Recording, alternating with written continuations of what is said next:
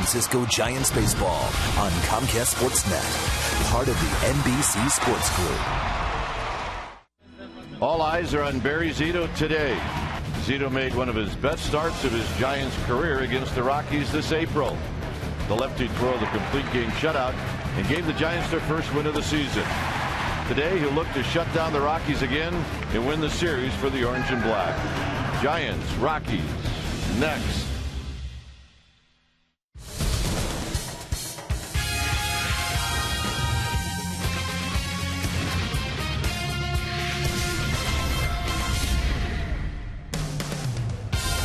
It's Hyundai Sunday on Comcast Sportsnet Bay Area. As Giants baseball is brought to you by your Bay Area Hyundai dealers. Today it's the final game of the series between the Rockies and the Giants from AT&T Park here in San Francisco. Hi again, everybody. I'm Dwayne Kuiper. Alongside me, as always, is Mike Krukow. And, well, the Giants, a big win yesterday that evens the series. You'd like to take 2 out of 3 from the Rockies, knowing that you got the tough Nationals coming into town tomorrow night, so you hand the ball to Barry Zito. Well, and doing that is a very good thing when you're talking about Barry Zito and his relationship with the Colorado Rockies. He's 6-2 lifetime with a 2.39 ERA. And think back, the last time he faced this club was the very first start he had this year. Game 4 of the season, Giants down 0-3 on the year, and he shut these guys out in Denver on a 4-hitter, and he went the distance. But it's also, this is the time of year where the last game of a series is very important. It's all about energy in August. It's all about energy in September, and winning the last game of a series absolutely propels you into tomorrow when they will take on that hot national team. All right, see if the Giants are going to swing the bats again today like they did yesterday. When we come back, we will have the starting lineups in this ball game and the very first pitch right after these messages.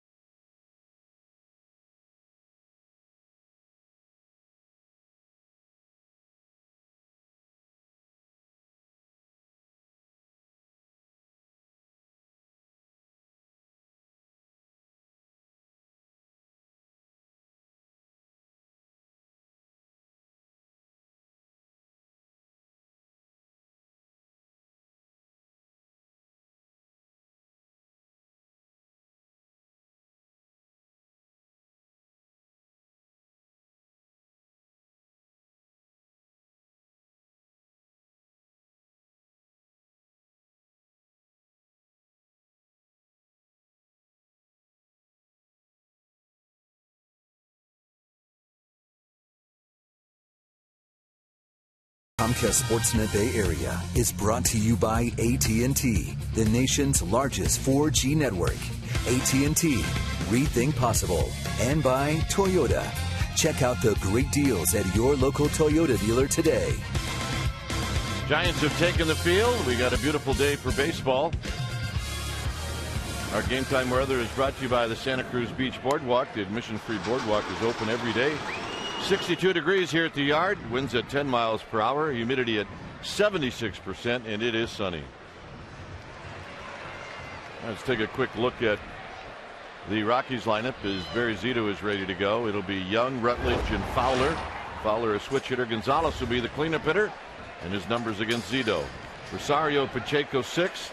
Nelson, LeMahieu, and White will round out the bottom three.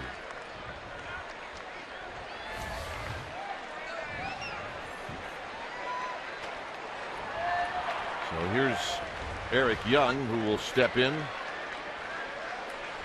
And the first pitch of the ball game is popped back and out of play.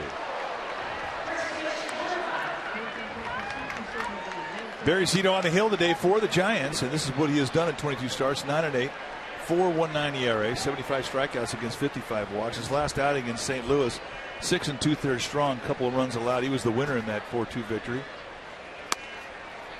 And lifetime against these Rockies, he's chewed them up, 6-2 with a 2.39 ERA. His last outing, if you recall, was a complete game 4-hit shutout, game 4 this year after the Giants had been swept on the road in Arizona. They moved into Colorado, and he got them on track in the win column. Skied out to center field for Pagan, and that's how this game gets started on 3 pitches from Barry Zito. Defensively, the Giants are going to set it up this way behind Barry Zito, starting in the outfield from left to right. Cabrera, Pagan, and Pence. Crawford and Scudero on the left side of the infield. Terrio and Feld on the right side. And Buster Posey will be in the squad, putting down the signs.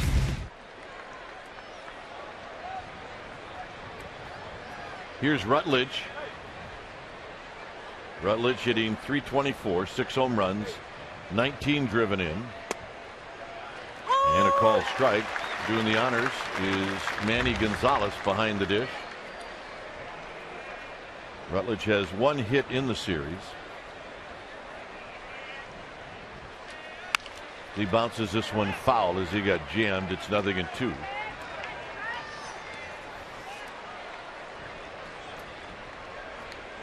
Rest of the umpires this afternoon, it'll be Jerry Davis at first, Phil Cuzzi at second, and Greg Gibson is umpiring at third.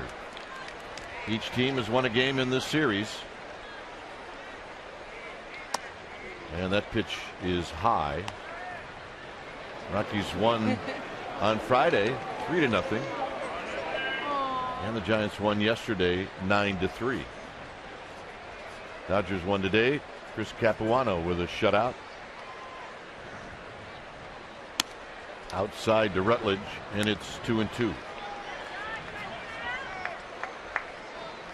See standings in the West. Just a half a game now separates the Giants and the Dodgers. Breaking ball hooked down the left field line, and that'll be foul. Talk about plate umpire Manny Gonzalez and his strike zone. It's a good zone. You're going to get width on both sides of the plate. He prefers the knee-high strike, but he will give some belts. In all, I mean, he's a pretty good pitcher's umpire.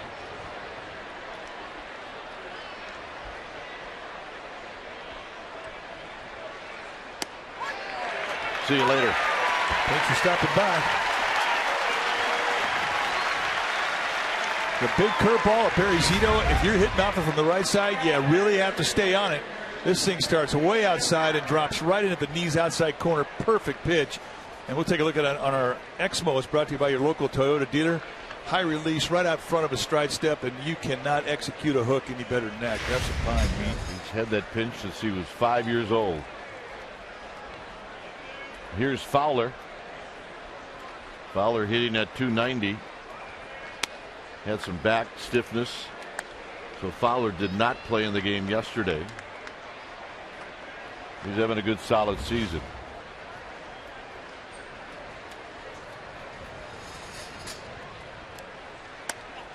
Two balls and no strikes. Carlos Gonzalez would hit if Fowler reaches. The final game of this 3-game series here on a Sunday afternoon. Fisted out into left field for a base hit, and that came on a 2-0 pitch.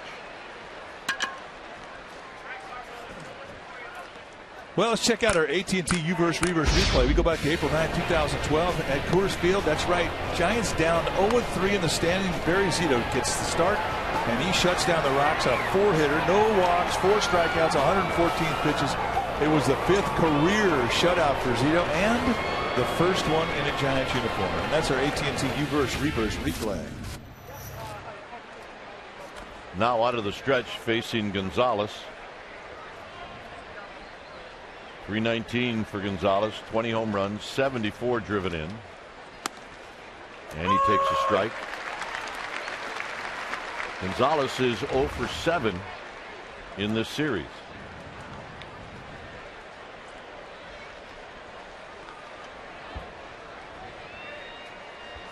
Fowler with good speed. He's got 15 steals. There is no overshift for Gonzalez. But Terrio is playing very deep out in the grass in right field. There's the line from that win on April 9th. There's the defense. You see a slight move on the left side of the infield towards the second base bag, and they back up Terrio.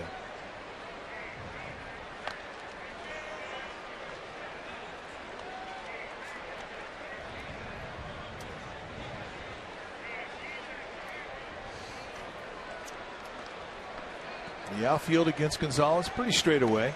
They pinch the gap in right center just a bit, give him the lines. Scudero, glasses down through the coaching box.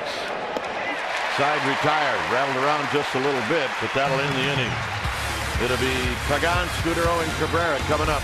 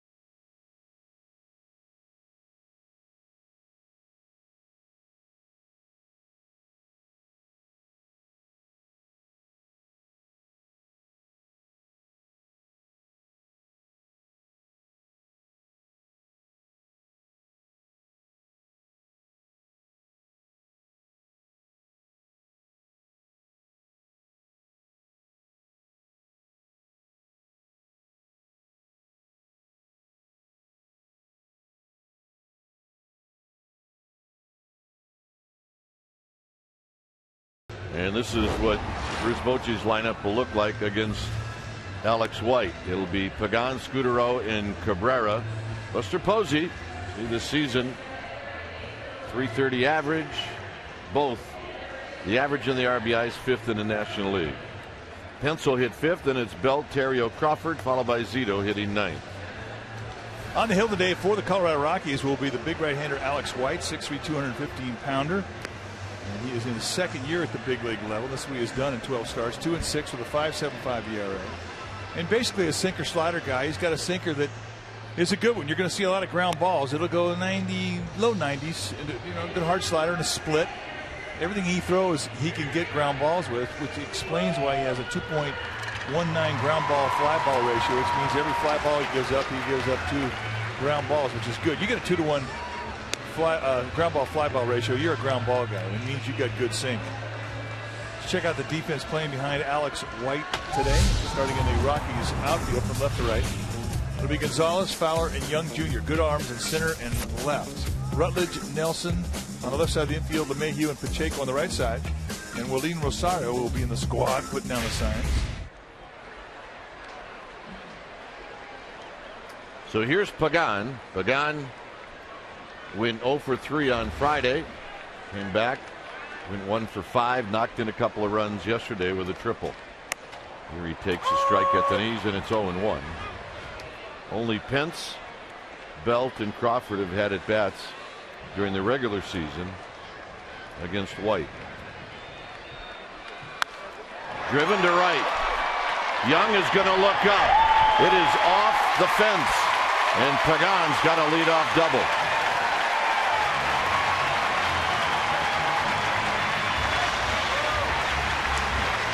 Well, what do you say we make that our forward right choice? You got a guy out there who throws a lot of sinkers, but if they don't sink, this is what happens. Right around the knees, and Pagan just yanks it off the wall in right field. Covered that low pitch very well, and look at it. It's about a third of the way up the fence line. Eric Young had to dig it out, so an easy two-bagger, and that's our forward right choice. So here's Scudero hitting .278, 5 home runs, 45 driven in. And Scudero pulls the bat back on the pitch inside. They'll appeal to Jerry Davis. No swing, 1 ball and no strikes.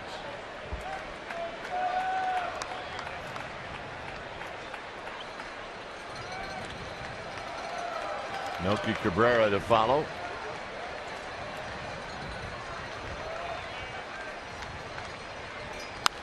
Out of play to even the count. Big kudos in the paper today about Marco Scudero, and the guy who was giving him the praise was his former manager, Jim Tracy, the skipper of the Rockies.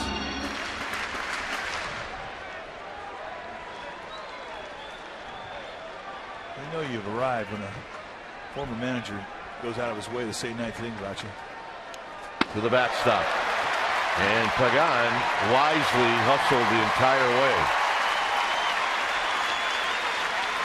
Now, Giants runners know that it's a short backstop behind home plate, and it comes off hard. So likely you're going to get a bounce that comes right back to the catcher. You better be running and hustling to avoid getting thrown out on a wild pitch, because it can happen.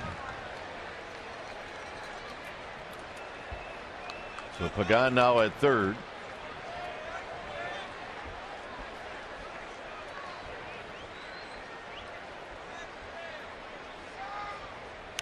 And Scudero may have gotten a piece. It's 2-2.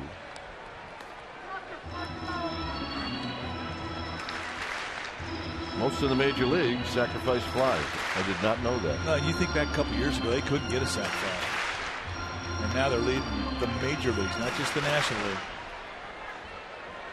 And what was an Achilles heel is now a strength of the club. It has everything to do with approach and having a plan when you're in this at bat.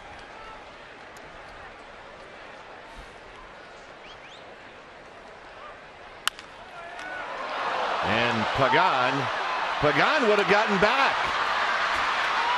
And now Pagan's in a rundown. And he made it! Unbelievable. Unbelievable is right.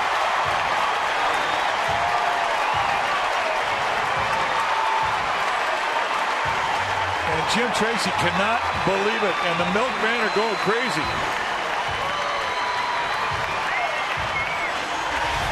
Well, Pagan could have gotten back right here. Now White faked an arm throw, and then Pagan responded. And boy, I'll tell you what, he really was elusive, and just does get under the swipe tag from the shortstop, Josh Rutledge.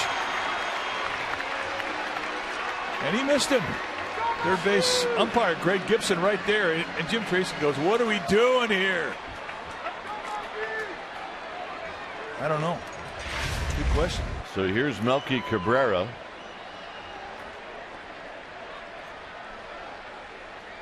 And the milkman takes low, 1 ball and no strikes. When you get in halfway into August and you're blowing rundowns and you're a skipper, that'll definitely make you scratch your head, say a few bad words.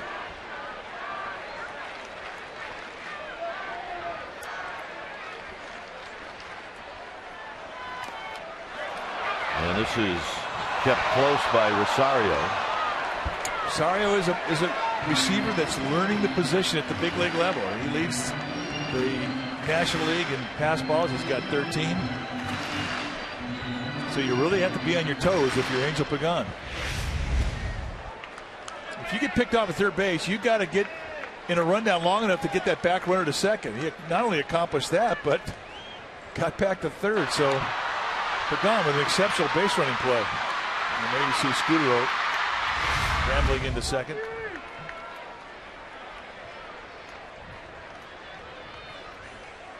So it's 2-0 to Cabrera, and a bouncing ball up the middle for a base hit. Pagan scores. Scudero scores. 2-0 Giants.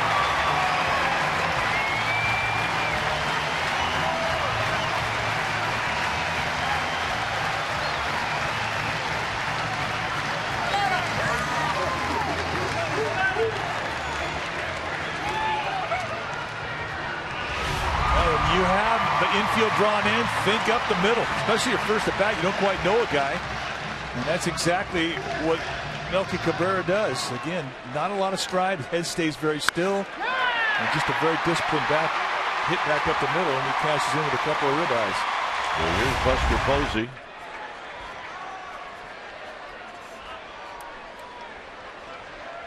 .330 for Buster Posey. Remember, he was hitting .289 at the All-Star break.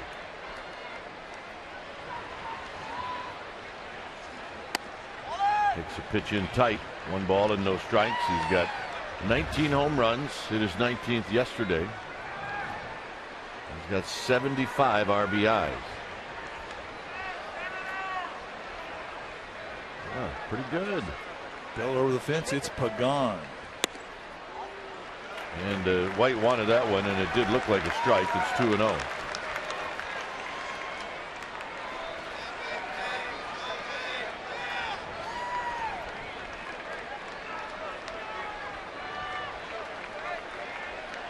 Cabrera with his lead.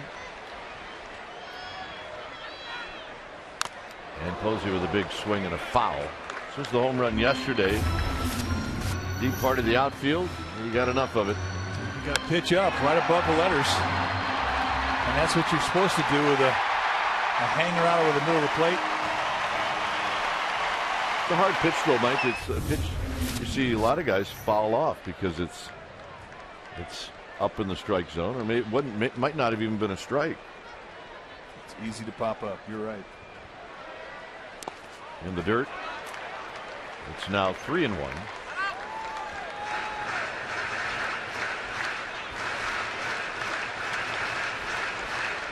Okay, all right, that's a good effort. Don't get cozy. Here comes Posey.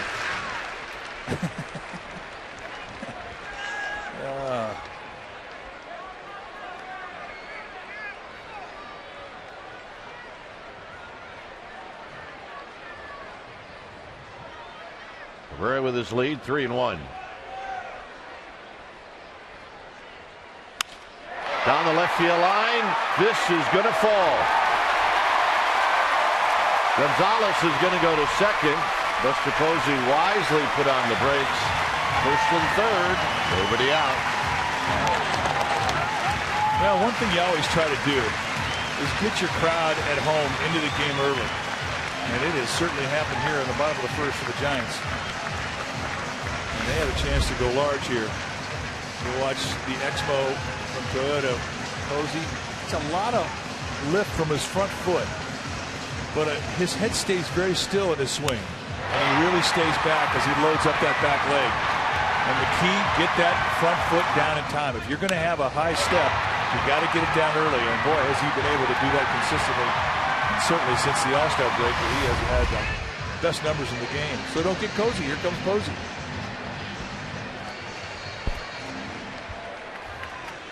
He's pretty cozy right now, isn't he? Yeah, real cozy.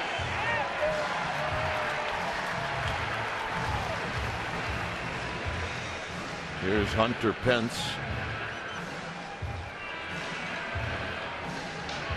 Pence had a big double yesterday.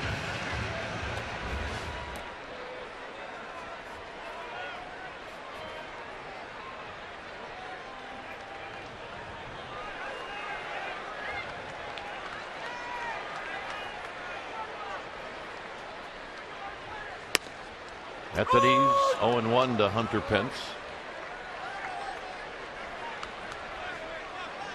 Most RBIs against righties. Hunter Pence, 57.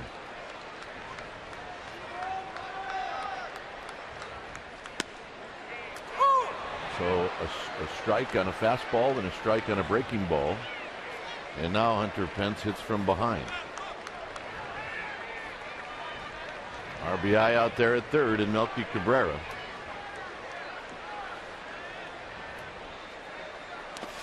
Not close. 1-2. Mike and I had a chance to host a function last night after the ball game for the season ticket holders.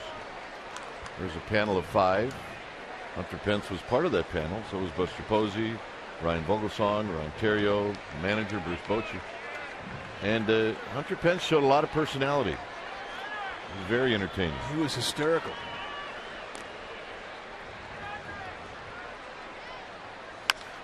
Bounces this one foul. One of the questions is, why do you wear your pant legs up high? And well, he went into this really long answer and it went like this. It's comfortable. And that's pretty much the answer he had. 1-2. Got him with a high fastball. That'll aggravate him. So here's Belt. Climbed the ladder on Hunter Pence.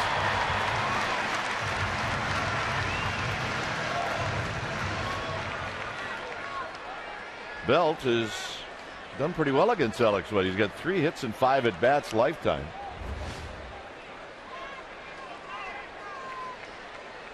It was Pill yesterday who played. Belt got in on a double switch and walked in one at bat.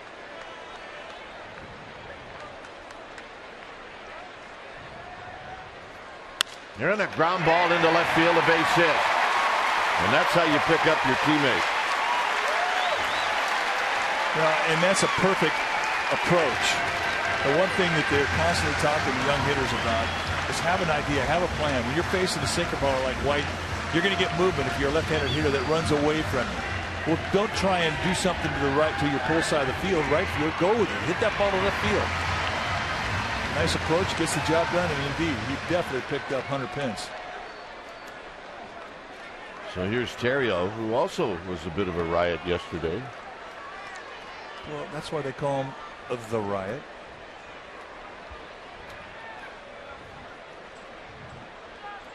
Posey at second, Belt at first. At the knees. And it's no balls and 1 strike. He gets some hang in that breaking ball right now. It's not that quick.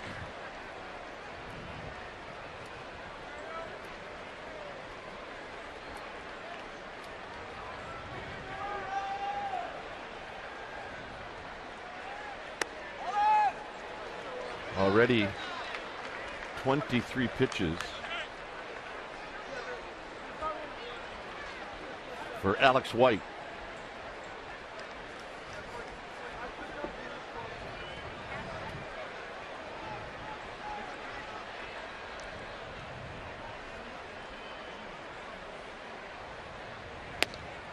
Outside corner, good pitch, 1-2. Yeah, that's some knee-high paint right there. Alex White is a pitcher that you're going to see. He's a contact guy because of the sink. And when they put those balls in play, it's great when those ground balls are going at somebody. But when they find holes, you're really going to have a bad day. The sinker ballers have right around a 1-to-1 strikeout walk ratio, which is about where he's at. Slowly hit.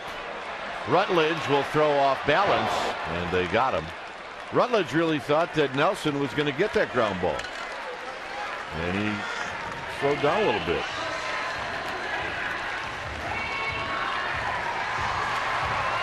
I would be very surprised if they pitched to Brandon Crawford here. Here you see Nelson kind of give up on it. Well, one thing about Rutledge is if he gets his hands on it, he's got a good arm. And even if he gets a late break to the ball, I anticipate somebody else is going to take it. He can still make up for it with that wing. And indeed, they are going to walk Brandon Crawford. And this is when Barry Zito can break out on a magic at bat. You saw him do it in that shutout that he threw against these Rockies in Colorado. Oh, he had the at-bat of the decade. About a 14-pitch at-bat that he wound up getting a base hit, threw a little grenade into left field.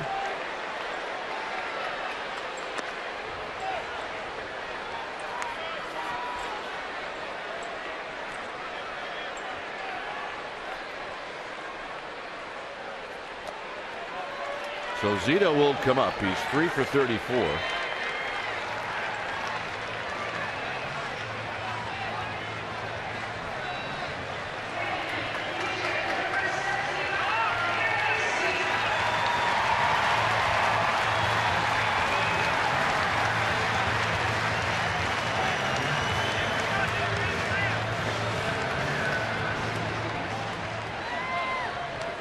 So here's Zito.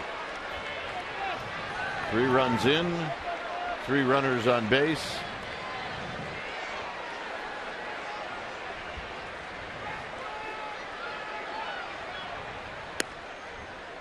Say this, Rutledge obviously has not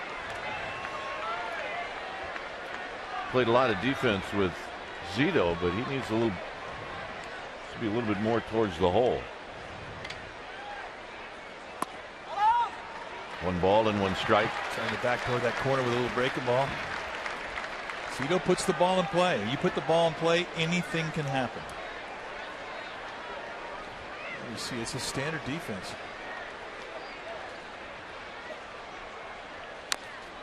Fouled at the plate. The other thing, if you're Brandon Belt, you also have to realize that there's a chance Zito might hit that ball in the hole to Rutledge. And Rutledge's only play maybe a third. You need to try to beat that play. And Belt can get off as far as he wants.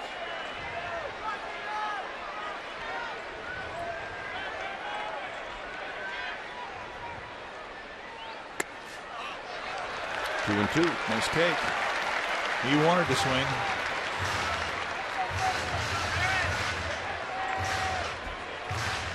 Posey, Belt, Crawford.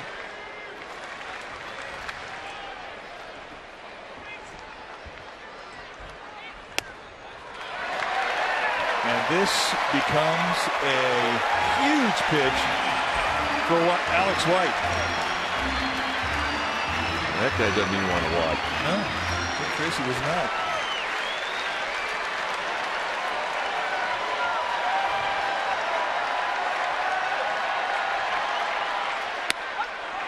Got him. And that'll end the inning. Giants score 3. Second inning coming up.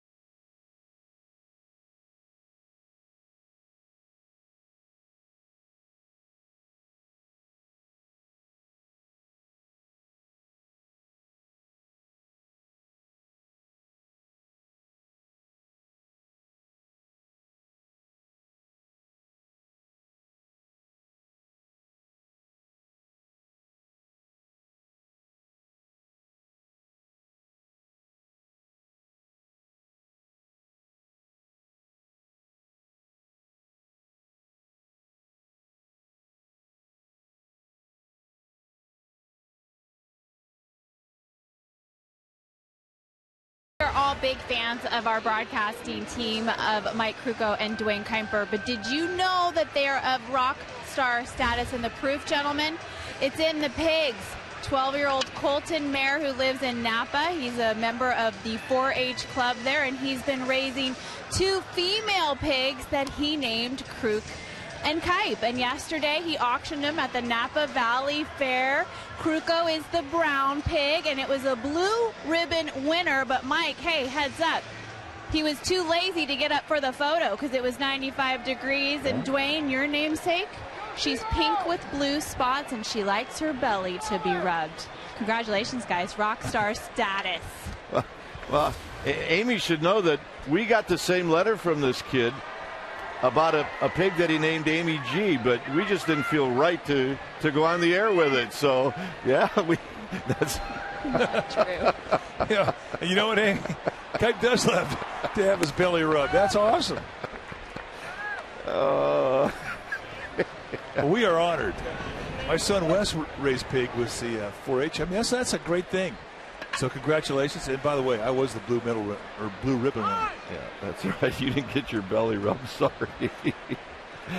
I'm not going to tell you what that pig was like that they named after Amy G. Amy, you opened up a can of worms. Oh. He who has the most airtime wins. That's kind of the bottom line. Back to the game and a strike to Rosario. That was a big thing in our house every year, the county fair, the mid-state fair in Paso Robles. Go up and see the show. A lot of fun. It was a big thing at our house when we were kids. Did you raise a pig? Pigs are not allowed on our farm. So you raised a cow. Well, I didn't. My dad did. My name was attached to it. 3 balls and 1 strike. And now it's 3-2.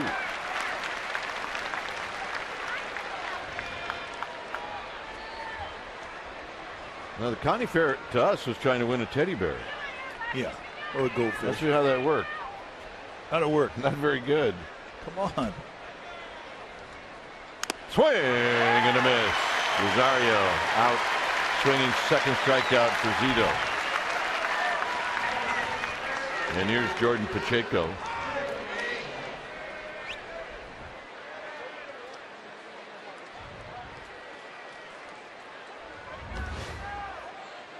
And here's Pacheco hitting .302 with a home run, 26 RBIs.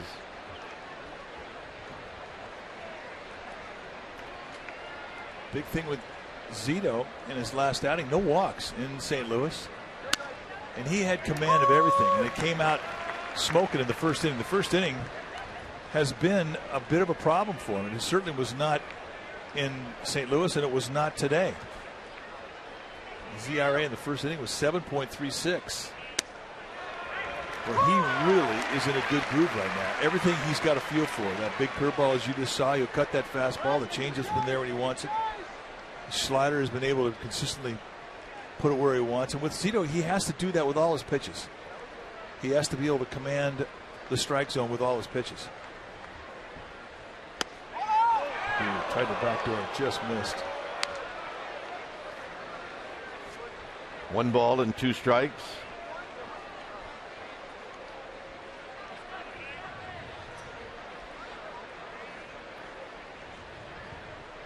On deck is Chris Nelson.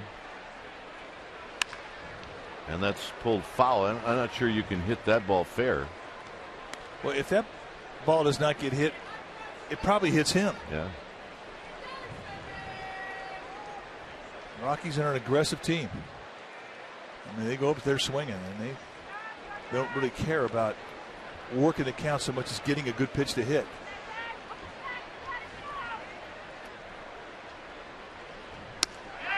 Tried to hit that outside corner again and missed. It's 2-2.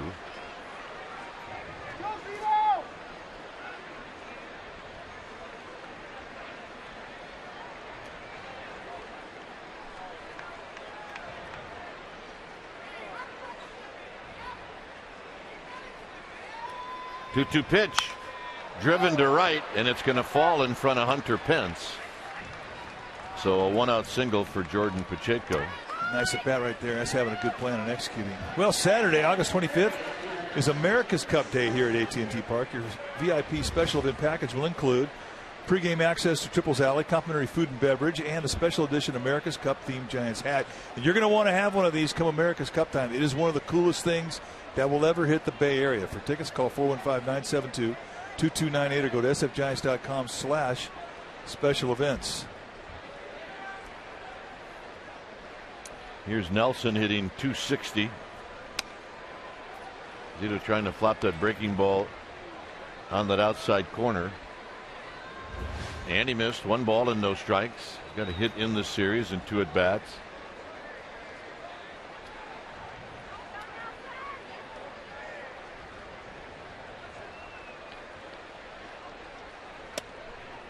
Boy, he's just missing 2-0. You know, that America's Cup Day, August 25th, there's going to be a question and answer with Jimmy Spithill and Russell Coots. Are both skippers for the 2 boats representing the United States, the Oracle team, and John Kostecki, their tactician. That's like Tiger Woods and Michael Jordan here. Double play ball. Crawford, Terrio, Bell.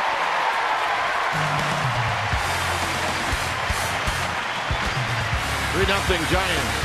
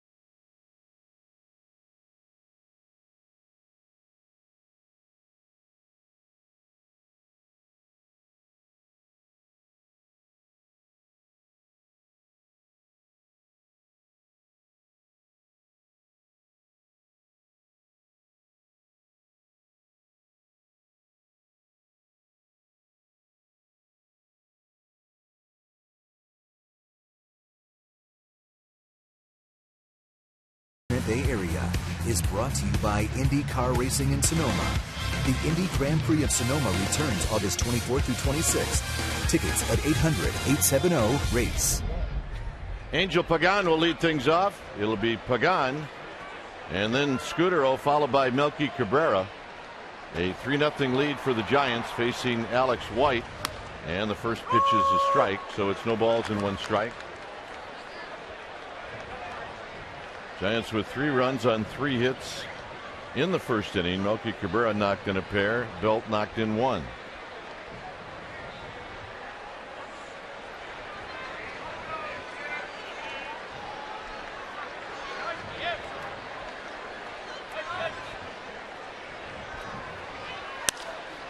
On the ground to second. 1 out. You know it's a good day when you're the leadoff hitter and you lead off the first and the second.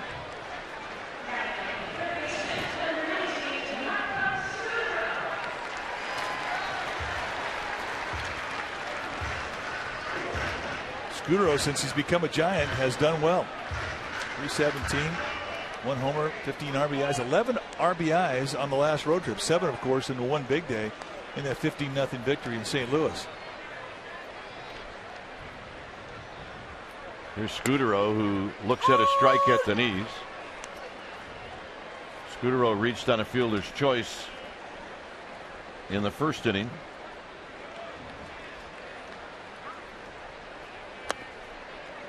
You know, in that 7 RBI game, it was kind of a funny game because his first 4 at bats, he was 1 for 4 with 1 RBI. He got 6 RBIs in the 8th and 9th innings. One swing of the bat, a grand slam in the ninth. And he shoots it into center field for a base hit. Well, speaking about that grand slam, what do we say about taking a look at our Solar Company electrifying play of the week? We go back to that ball game in St. Louis, ninth inning. Marco Scutaro, a grand slam off the Mitchell Boggs, and finished the game with those 7 RBIs. Became the oldest player in Giants history to have 7 or more RBIs in a game. And I think that's certainly worthy of being our Solar Company electrifying play of the week. There's the milkmen. Where's the maids today?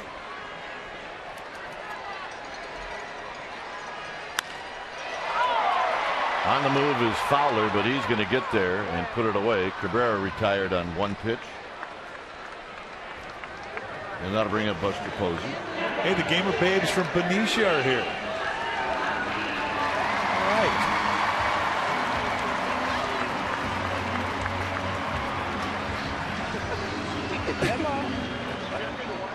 That's the greatest hat I've ever seen. Yep, she is a future Gamer Babe. Here's Buster Posey, who singled in the first inning. In tight. You know, I love that when babies wear hats. My kids, none of them. 0 for 5. My grandson doesn't go anywhere without it. She's got it going. 1 ball and no strikes.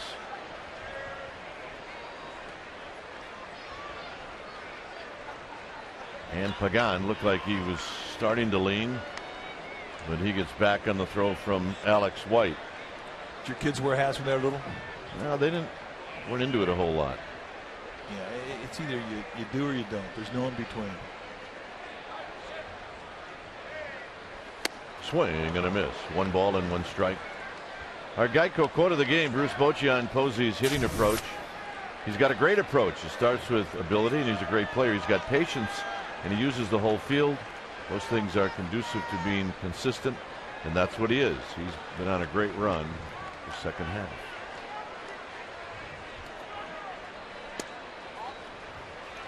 Two balls and a strike.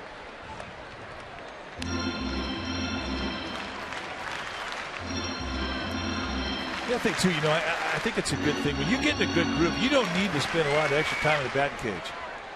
You go back here every day, reaffirm that good feel, control your bat head, and take a hike, and he's kind of that way. Right past Tim Flannery. I think it also helps if you got good genes. Yeah. I had good corduroys. I never got the good genes part when it came to hitting. 20-game winners got good genes. No, well, we're talking about hitting now. Hey, I'm not complaining. But you watch Buster Posey, and a lot of the things he does now, he did when he was a kid. You're right. That inside out swing, you just don't see that many of them. That's why when scouts saw Will Clark for the first time, they just couldn't stop praising him. And the same thing happened with Posey. His first few at bats when he got into organized baseball, it was just wow, wow, and more wow. And the old timers, the guys who've been around the game for 60 and 70 years, they knew right on this guy was going to be ahead, and he is not disappointed.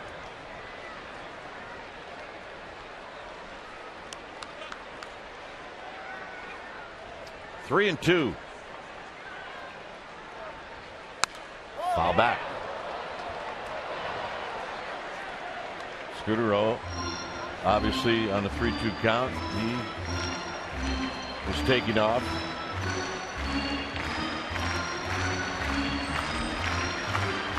Hence, watching from the on-deck circle.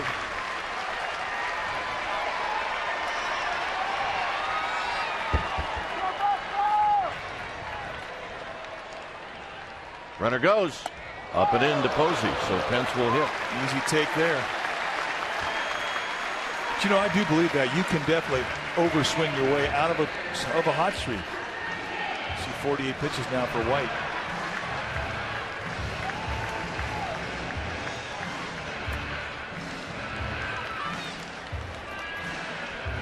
Pence struck out in the first inning.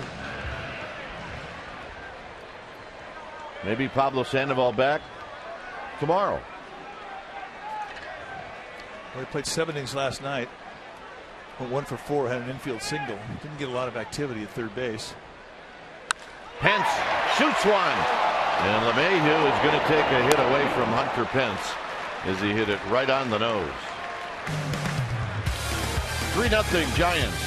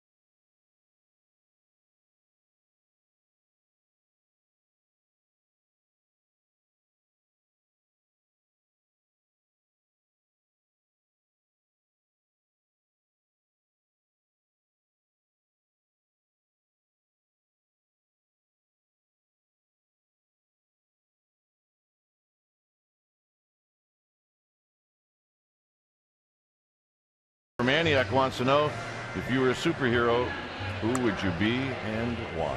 I'd be Elastic Man. No question. Don't ask me why. I just think it'd be cool. That's why. That's the only answer I have. Who would you be? Well, I don't even think there's such a person. Well, you didn't have to be a guy that's already there. I mean, when you talk about superhero, there is an Elastic Man. Oh, there is? Where? What movie? All right. The Incredibles. Okay. Here's LeMahieu. You make a great play. You lead off the inning. LeMahieu, White, and then Eric Young. And a call strike at the knees. So who would you be? Mickey Mouse. And what's his superpower? He can fly, baby. Mickey Mouse cannot fly. He did when they started out those cartoons. Maybe it was Mighty Mouse then. Yeah, Mighty Mouse. There you go. So you'd be Mighty Mouse. Mighty Mouse. Zito has thrown 31 pitches. And LeMahieu fouls that one back. Boy, he made a great play to take a hit away from Hunter Pence. Well, LeMahieu is unique. He's a 6'4" second baseman with a long set of arms, and he used every bit of that left hand and the left arm to go up and snag that one-hop seed off the bat of Hunter Pence, rather. Crawford's going to dive. He's going to throw from his knees, and it's going to be late. And LeMahieu runs for a big guy, so that'll be an infield hit.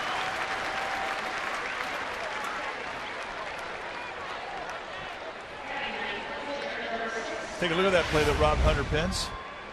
Right back up the middle, and look at the high boarding house reach put on by DJ LeMahieu to take that hit away. And that is the toughest backhand, one above your shoulder. And once he caught it, he had all the time in the world to shoot down the speedy Pence.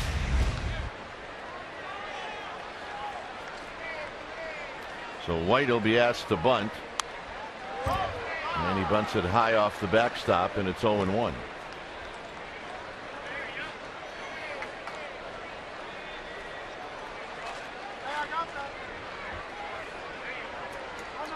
You made a point the other day about the angle of your bat. Watch his bat and watch what it does. And this is why, as that bat had sort of started point down and started to point back towards posing, you lose the angle of your bat. It's not an easy ball to put in play when you have that type of a bat angle. You got to keep that thing out in front of you so you can see the ball make contact with the bat. You want to keep it parallel to the ground. You should have the barrel of the bat pointing at first base.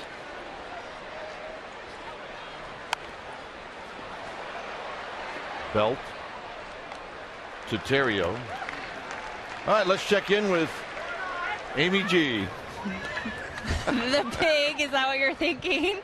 All right, big, huge congratulations to Petaluma National Little League gentlemen. They won the Western Regional last night, and they booked their ticket to Williamsport, Pennsylvania. They will be in the Little League World Series. They will play Thursday, August 16th, and they're going to take on Fairfield American. They are the Northeast region. I'm from Petaluma. Mwah. Good job, you guys.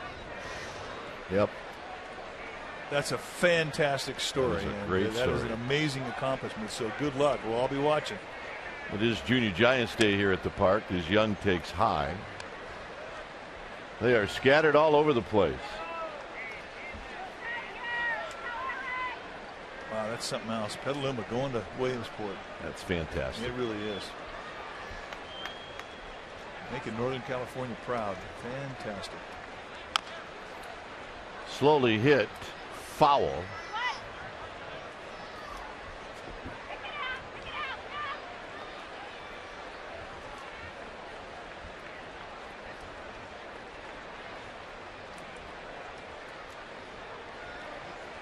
So Young back in the box.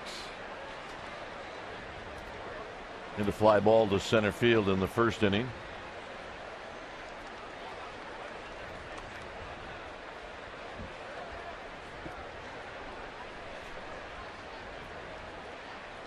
Here he takes high, 2-1.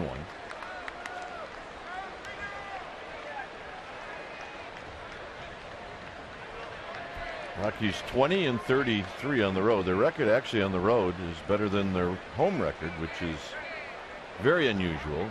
Always had a lot of dominance at home. But that has not been the case this year with all the young pitchers. It is not a great place to play if you're inexperienced on the mound, and that they are.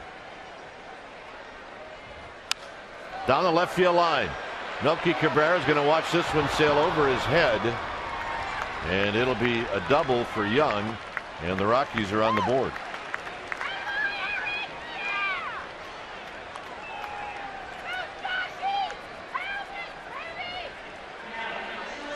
So it's a 3-1 ball game. Like a changeup that's just caught a little bit too much of the strike zone. Right out there mid-thigh or the middle of the plate. And Young in a protect mode puts a good swing on it. He doesn't have a lot of swing. It's a very compact approach, very much like his old man, Eric Young Sr., who was on the very first Rockies team back in 1993. And Rutledge takes a strike.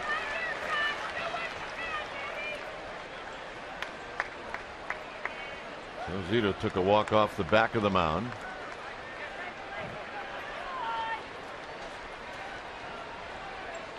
The milkman. They get stopped and asked for pictures quite a bit here at this ballpark. Yeah. They are celebrities.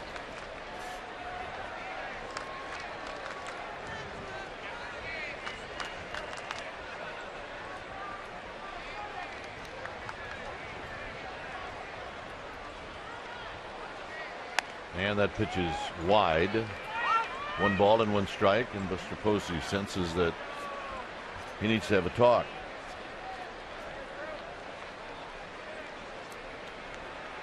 Four hits for the Rockies, the Giants with 5. Time you see a middle infielder and a catcher converge on a pitcher in the mound, usually they're talking about signs. And if Terrio senses that Eric Young is passing signs on to Josh Rutledge, they may change the signs here.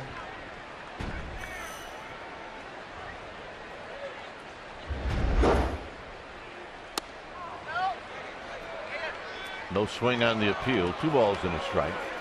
It's pretty hard to steal signs, relay them from second base to home without being noticed, especially by the middle infielders. Are the best at recognizing when somebody's given a sign or given a location.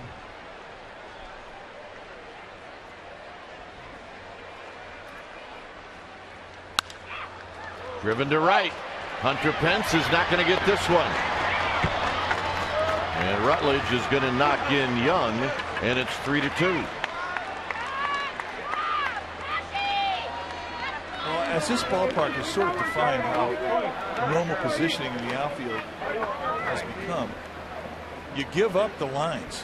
You bunch the gaps, you give up the lines, and twice now in this inning, Young finds the line in left field. Here Josh Rutledge with nice opposite field hitting goes the opposite way and finds the line.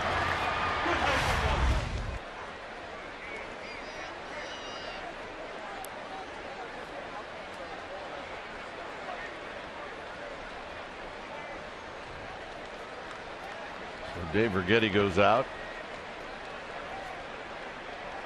Infield hit, bunt, double, double. And now the 3-4 hitters are coming up.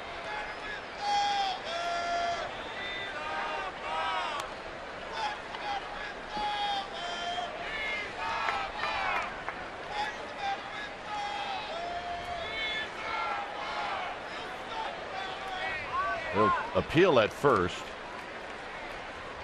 And they're going to say everybody did their job, and it's a safe call by Jerry Davis. So here's Fowler, who singled in the first inning. So I guess the fact that Jerry Davis called it didn't count. Time was not in yet. But Jerry Davis didn't call that one. It was the second base umpire who called it. Swing and a miss by Fowler.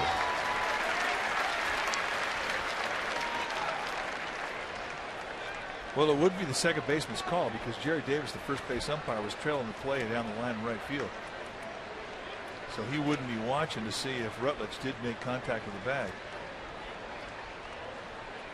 So then he shouldn't make a call and point to the other umpire. That's exactly right. But Jerry Davis is the crew chief. He may have had it signaled over to him that he did indeed make contact with the bag. But basically, the guy who makes the call should make the call on appeal.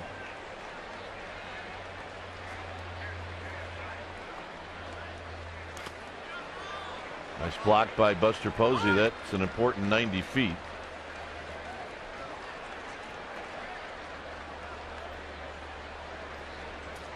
And Buster Posey got clipped.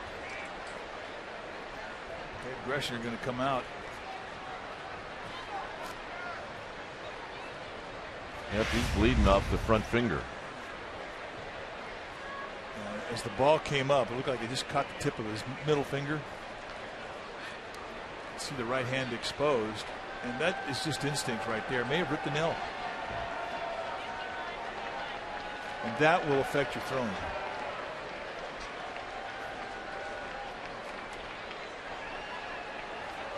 Is that his forefinger, maybe? No, we're not sure where the blood is coming from. Yeah, forefinger.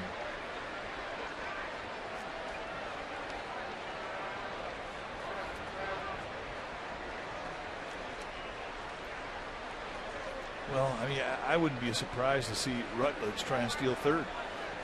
And that is definitely something you're concerned with, a fingertip injury for a catcher or a pitcher, or any player, really. I mean, it's going to affect your throwing.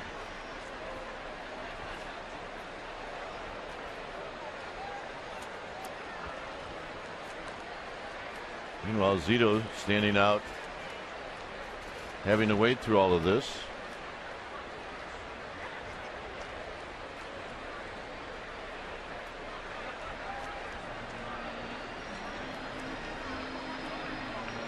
Fortunately for this one, it's not rub some dirt on it and let's go. He's going to have a couple throws to see if it works.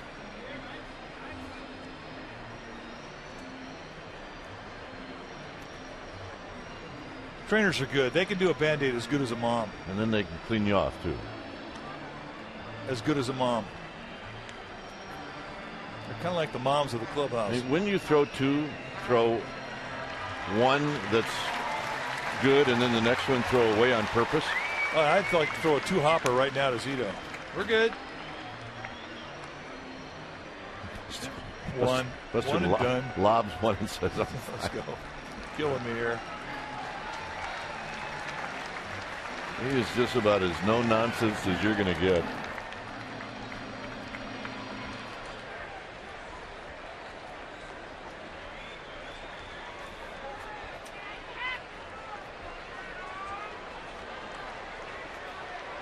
So it's 1-2 to Fowler.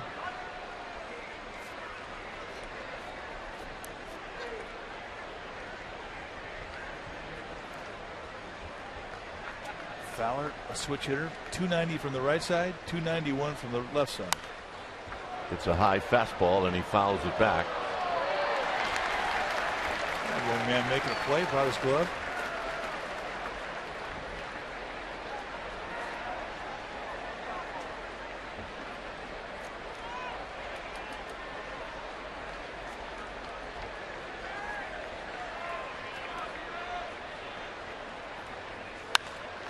Hit out to Pence. Pence will catch. And his throw will go to Terrio. So 2 outs for Gonzalez. Gonzalez popped out to third to end the first inning.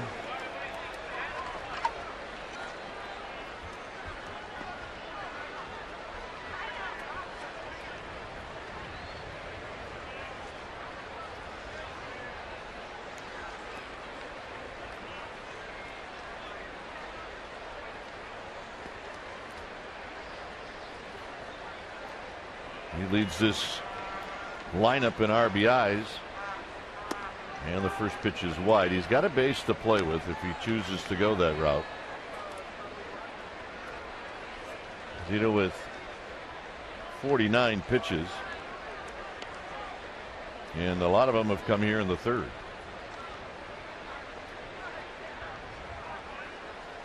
Swinging a foul back. And that was one you got to be careful with Gonzalez. Oh, boy. Indeed. He's got that flat swing, and that is right into the hit me zone.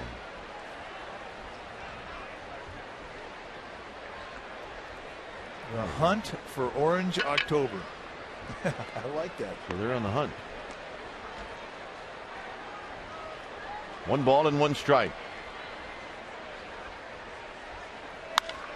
Popped up. Pagan should call for this. He does, and that'll end the inning. Rockies, however, pick up 2. It's now a 1-run ball game.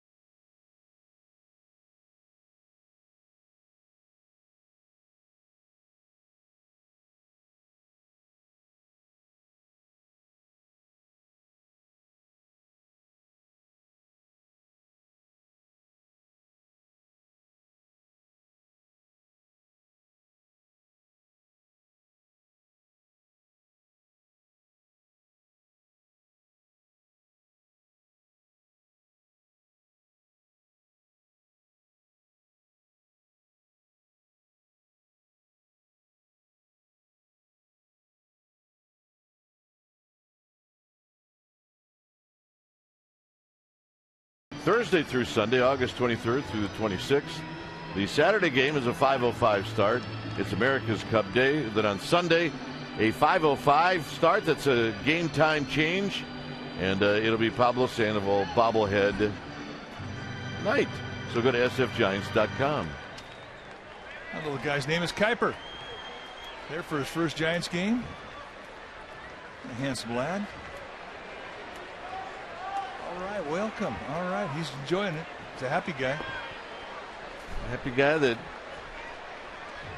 well, if his name is Kuiper, then he's going to take a nap here pretty soon. Let me tell you that. Yep. That's all part of the plan. Oh. You think that's really true? Or they do that to get on TV? I think it's true. 0-1 to Belt. Belt swings and misses, nothing in 2. Hey, there's 2 pigs out there called Crook and Kipe. Come on. Don't forget that other one. And Amy G. Pink one with blue spots. Oh, likes to have her belly rubbed. Gamer the gamer. Aim. Amer wandering around aimlessly here at 18. You know, you could say anything to Amy right now. She is so happy that Petaluma Little League is in the Little League World Series back at Williamsport. Absolutely. Yeah, that's right. She loves her P-Town.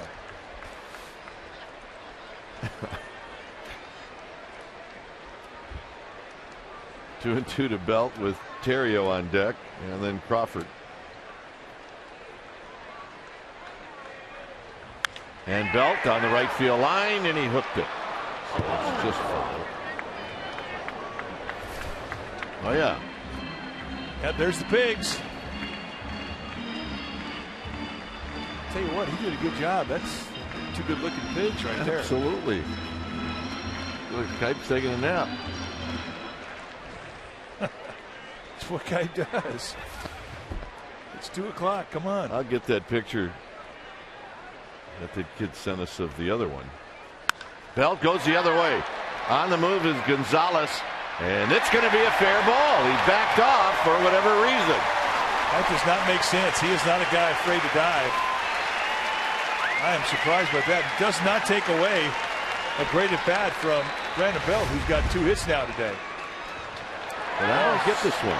I don't either. Slice it away from Gonzalez, and he eased up. He clearly thought it was going to be foul. Yeah, maybe he couldn't get to it. So here's Terrio. When we first saw that, we thought it was a bit closer. Upon further review, I don't know if he had a play, because he's a good outfielder.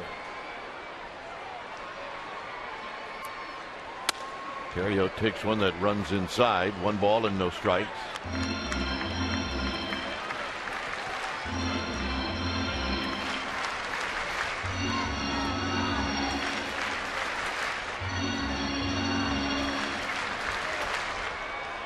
Crawford to follow.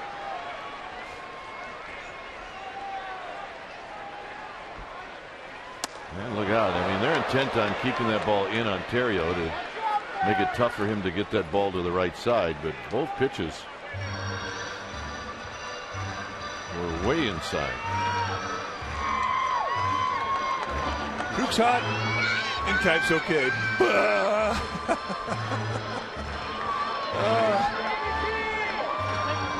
Where are they? I want that sign. That's just way too good. That's got to go up on the wall here. Not a problem. Terrio takes high. It's 3-0.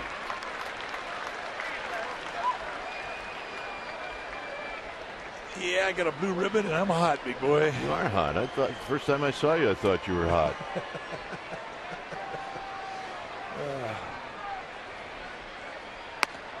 Right down the middle of the plate. 3 balls and 1 strike.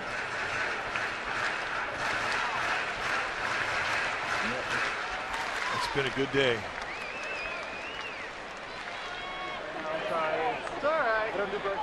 It's the sign of the year right there, as far as I'm concerned. Terrio hooks it into left field, a base hit. And they're going to send in Belt. The throw is on line, and they got him. A good throw by Carlos Gonzalez. Now, Tim Flannery waited as long as he possibly could, and then all of a sudden he says, let's go for it. You got a really good arm, very much like Melky Cabrera's in left field with Carlos Gonzalez, and a one-hop strike right to Rosario that puts the tag on in. Brandon Belt had nowhere to go. There you see Flannery waving him in. And indeed, a good call made there by plate umpire Manny Gonzalez. What a throw. I mean, that's the big leagues. So here's Crawford. Well, you definitely do different things as a third base coach when you're working your way to the bottom of the lineup. As Crawford fouls this one off his foot. Well, that had everything to do with the decision. Absolutely. And you can't call this a mistake either from Tim Flannery. I mean, you put the pressure on the defense to make a play, and when they come up with a play that is absolutely perfect, you simply tip your cap and move on. The odds are in your favor if you're a third base coach. That's the 33 outfield assists since 2009, fifth most in the National League. But you put the pressure on him and make him come up with a play, and unfortunately for the Giants, he did. On the ground, backhanded by Pacheco. So Crawford is retired. And that'll bring up Zito.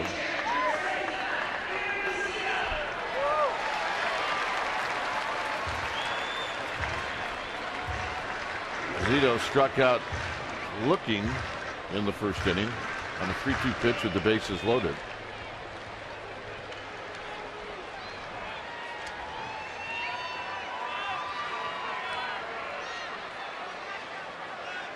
Be on your toes if you're Terrio.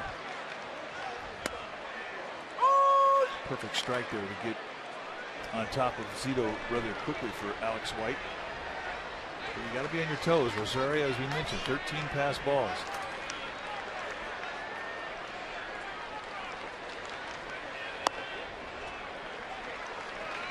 A ball and a strike now to Zito.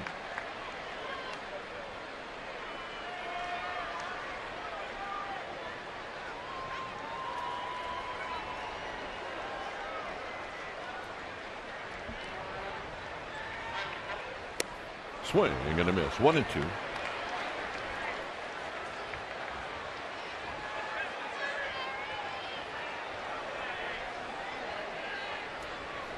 Pagan would hit if Zito reaches.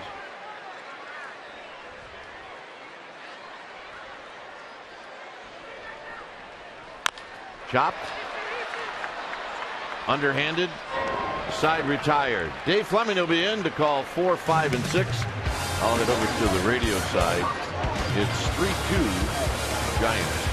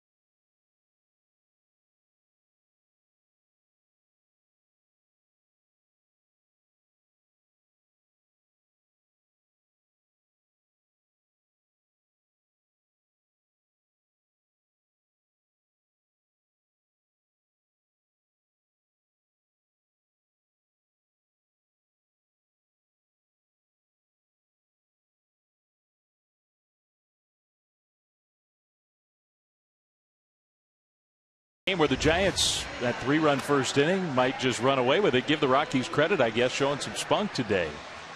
Well, the Rockies, this is kind of their playoff right now. I mean, they're not going anywhere this year. They have a lot of young players. When they're playing teams that are contending, I mean, they're going to give you their best shot. They want to have a little bit of the fun, too. So, not really that big a surprise they haven't gone away. But the Giants, one thing they've done is they have set the table every inning. You keep doing that, good things will happen. Runner thrown out. Great throw by Carlos Gonzalez that kept the Giants from scoring in the last of the third. So now the Rockies in the fourth with Willeen Rosario leading off against Zito. And he takes ball one. A loss today for the Rockies would put them 30 games under 500. So when you're playing out the string and you play these series against a team that's contending, they need more. Zito bounced that fastball. The count is 2-0. It's also a way you can gain some reputation in your clubhouse. So they come at you hard. There is no such thing as an easy game at this level. Just it does not exist.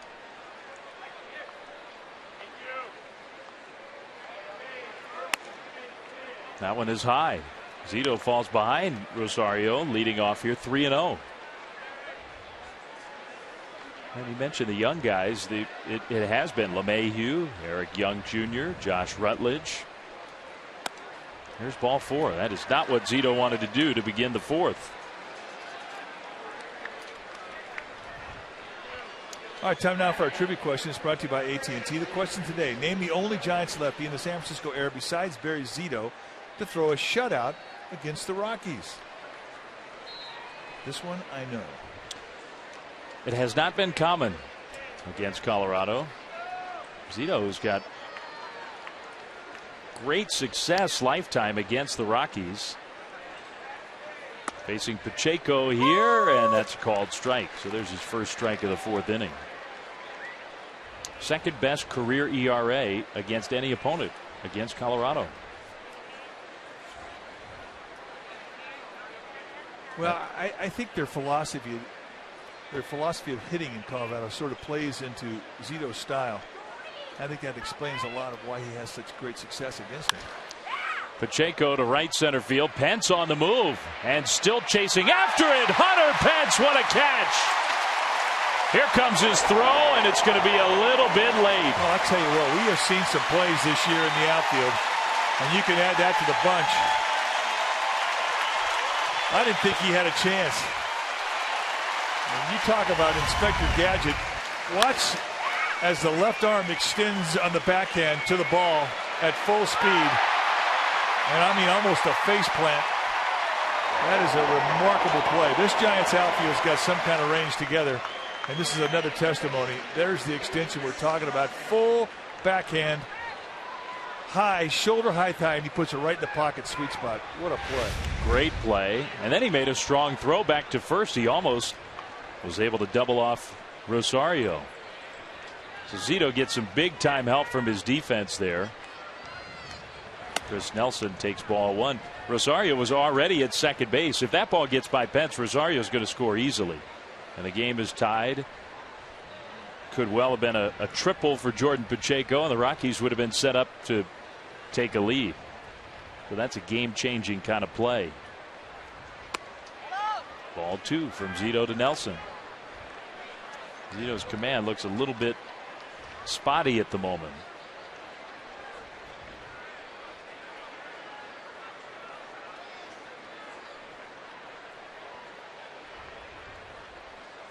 Nelson into left center field, and that one's trouble. It's going to bounce up against the wall. Pagan plays the carom. Rosario holds at third. It's a double for Chris Nelson.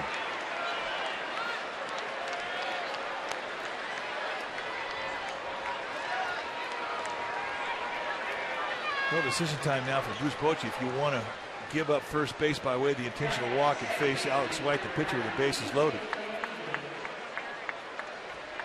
And you're in the perfect spot in the order to get out of this jam and still preserve the one-run lead.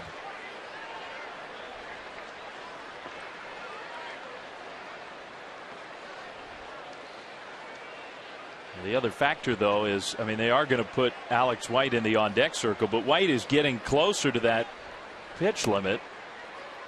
So against a different team, and there's intentional ball one. So the Giants maybe just figuring they'll force the Rockies' hand here. Be interesting to see if they use a pinch hitter. White is still in the on deck circle. So Jim Tracy, the bases are going to be loaded with one out. The pitcher spot coming up. It looks like he's not going to use a pinch hitter. Clay Hensley now starts to get into the Giants bullpen. He'll start to get loose. White has thrown 66 pitches. His limit is 75. But in a big spot in this game, he's coming up to the plate. It's amazing. Another example of a pitch count determining how you play a baseball game if you're a manager. He's got a couple guys on the bench who, I mean, he could use Matt McBride, who's a pretty good looking young right-handed hitter. Instead it's White, and Zito gives up the high fly ball. That could well be deep enough. Melky Cabrera fighting that sun, makes a catch. Rosario tags. Here comes the throw, and it's a little bit offline. And give Alex White credit, the pitcher hits the sacrifice fly to knock in the run and tie the game. That's good at bat. You're right. And he does it on the first pitch. Jimmy jacking around. He was going after the first thing close. I think Bruce Bochy was hoping for a different result there. He wanted a strikeout. Rosario scores. This is a 3-3 game. Giants led 3-0 in the first inning. And the Rockies still have the rally going, 2 on with 2 out for Eric Young Jr. Ball 1.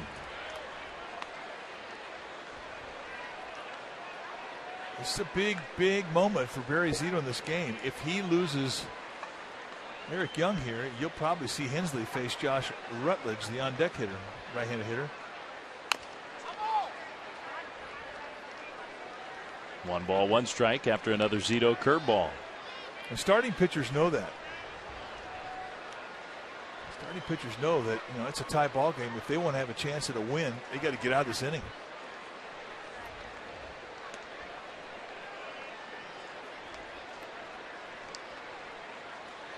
Zito, who always seems to have a constant dialogue going with himself out there on the mound. Good pitch. Strike 2. Derek Cutter in the outside corner. And you can run that cutter above the hands, off the corner inside. You can go back foot slider. You can bounce a curveball. He's got options now because of that pitch. Definitely established the outside corner in Young's eyes. 2 on, 2 out. His 1-2 is grounded softly to second. Terrio with Belt scrambling to get back to first, and the out is recorded. Jerry Davis is going to say that Young knocked the ball out of the glove of Belt, and that's it. The Rockies are retired, but they've tied the game at 3.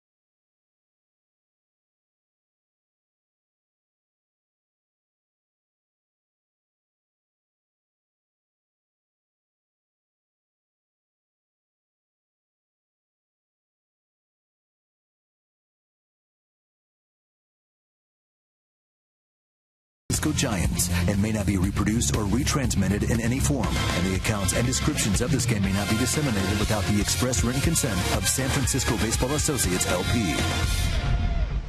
All right, time to ask and answer our trivia question. It's brought to you by AT&T. The question today, name the only lefty in the San Francisco area besides Zito to throw a shutout versus the Rockies. Our survey said Sean Estes. He did it May 6, 2000. A 9-hitter against a loaded Rockies offense. It was a great game. Struck out 6 in that game. He had great stuff. He was fun to watch. Our friend, our colleague, Sean Estes. Memorable performance. Alex White still in this game. The Rockies bullpen is going to get started as he begins this bottom of the 4th. It's the top of the order for the Giants. Strike 1 to Pagan.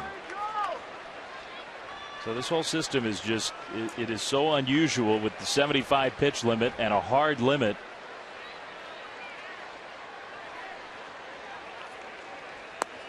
Ball 1 to Pagan. Pagan got the Giants started today, leading off the first with a double up against the right field wall. The Giants scored 3 runs in the first, and who knows, they came pretty close perhaps to knocking Alex White out of the game in that first inning. But here we are in the 4th, and it's tied. Pagan just softly bounces that one, a fair ball for the out. So since that double, Pagan's hit it just 2 soft ground balls. He's 1 for 3 now. It's Mike Ekstrom, the right-hander, who begins to get ready. Scudero comes up. Scudero's 1 for 2.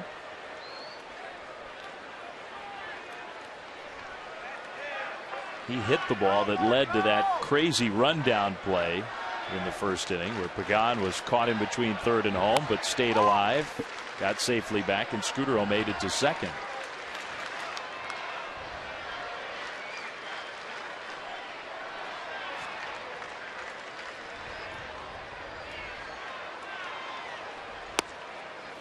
Strike 1. Generous call right there. Definitely a pitcher strike.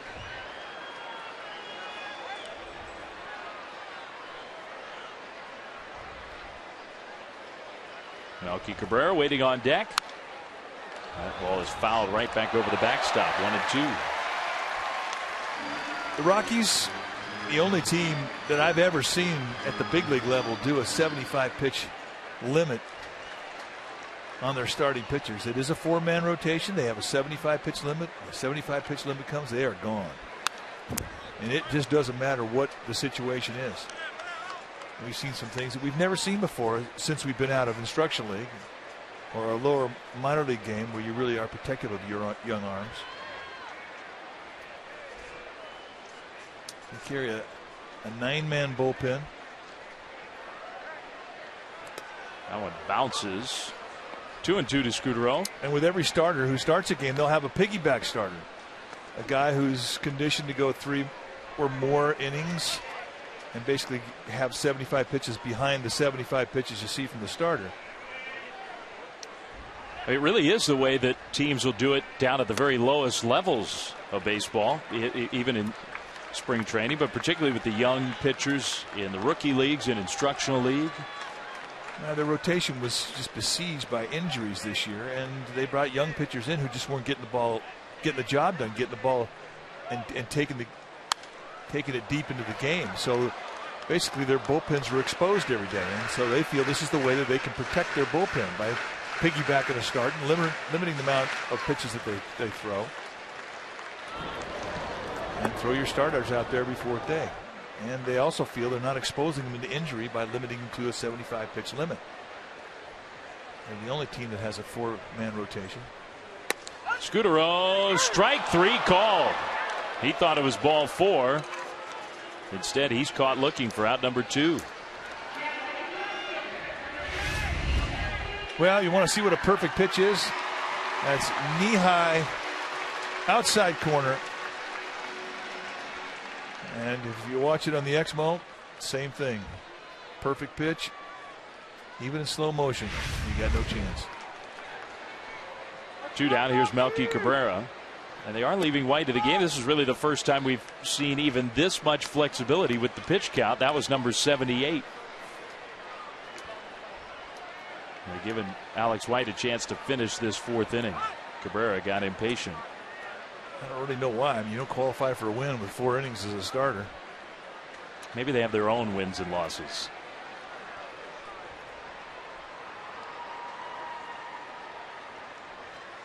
I mean, that's the whole point. As a starting pitcher, you like to think you have a chance to get a win. Yeah.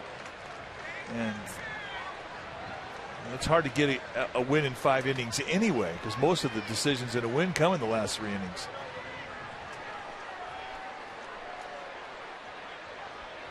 So basically, if you're a starter for the Rockies, you got to have the mindset that every 4 days you're going to get a good workout and hope you don't get a loss. Really just toss the personal wins and losses have to be tossed aside. 3-0 to Melky with Posey on deck. And that is a strike.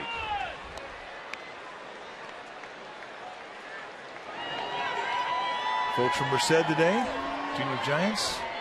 A lot of Junior Giants here today. Huge group of them parading before the game. Cabrera bounces that one, and Nelson has it. He'll throw him out. So Alex White finishes 4 on to the 5th. This game tied at 3.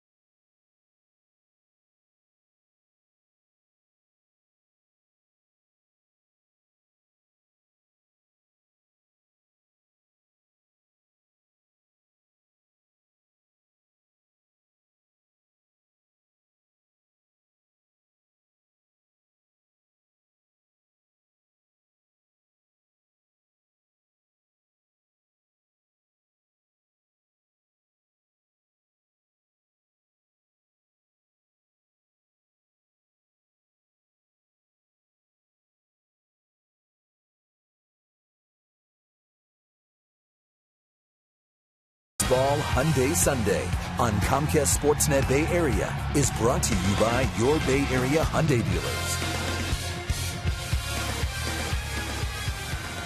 Spectacular Sunday in San Francisco. 5th inning. Giants, who led 3-0, now tied 3-3. Zito still out there, although facing the heart of the order now for the 3rd time through. Josh Rutledge, 2nd place hitter, leads off, and he blasts one down the left field line, hanging up, and Cabrera can't get it. It's foul. Well, I'll tell you what, though, that's not for lack of effort.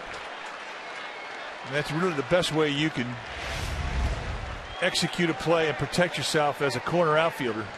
You go into a slide, and he almost winds up. I mean, he's going full bore into the side, thinking, how is he going to stop? Well, there you have it. That's just out. like you're sliding into second.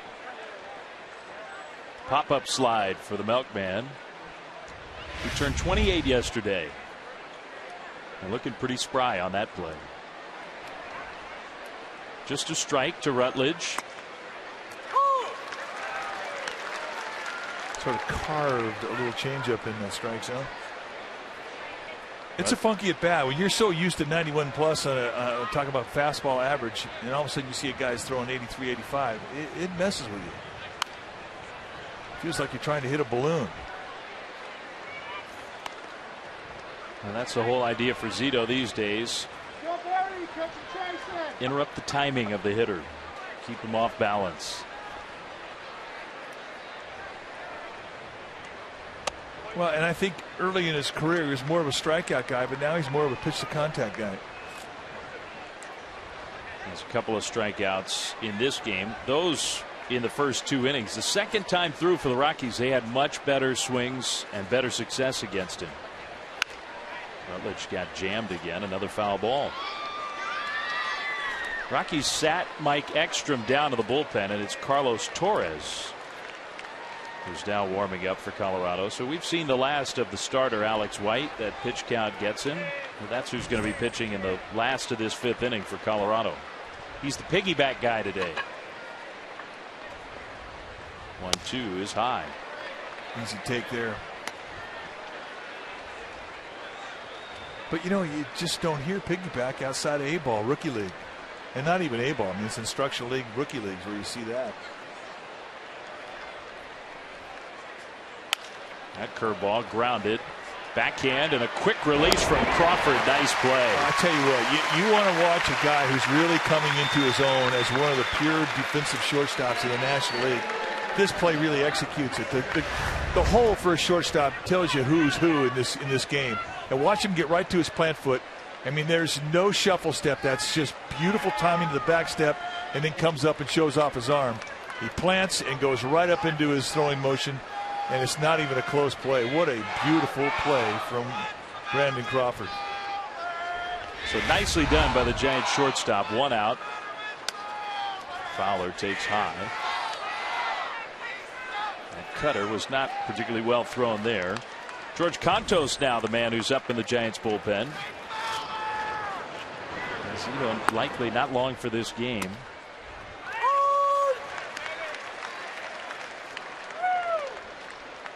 Fowler 1 for 2 with a single. He's having a good year, Dexter Fowler. Yeah, he's developed into a nice player. You know, and he's a tall player. And I think those guys, it takes them a little bit longer to gain consistency at this level. Cameron Maybin, another example of a center fielder that's got some height on him, who I think has developed into a nice player. Seen a couple guys who remind me of each other in some ways. Jason Worth took a long time to blossom, tall hitter. Michael Morse of the Nationals. Fowler strikes out swinging. With 2 down, let's check in with Amy G. All right, Dave, we have a new edition of Bull Shootin'. Dave, I always say that very slow. It's on csnbayarea.com. It's brought to the fans by GoPro cameras, and it is with the newest Giants reliever lefty, Jose Mijares. Guys, he is genuinely excited to be with the Giants. It comes across in the interview, and find out who's been calling him every single day. A quick hint, he's from Venezuela. All right, csnbayarea.com. Bull Shootin'. Dave? Amy, I understand why you take that one just a little bit slow. I'd screw it up even slow. Don't even try. Well, look forward to hearing from Jose Mijares, who already looks like he's going to be a nice weapon for the Giants in the bullpen. Gonzalez swings and misses, strike 2. Yeah, I agree with you about Mijares. He showed his skills off very early on in his Giants career. I think it's important, too, when you come over to a new team, there's Mijares, you get hot quick. Makes everybody feel good, especially the general manager. And that's good. You want to keep him happy. 0-2 to Cargo. And that curveball is whacked with Terrio playing deep at second. He's right there. And he throws him out. Zito retires the heart of the order in order. Buster Posey's going to lead off the red-hot Posey. When we come back for the bottom of the 5th, the Giants and the Rockies tied at 3.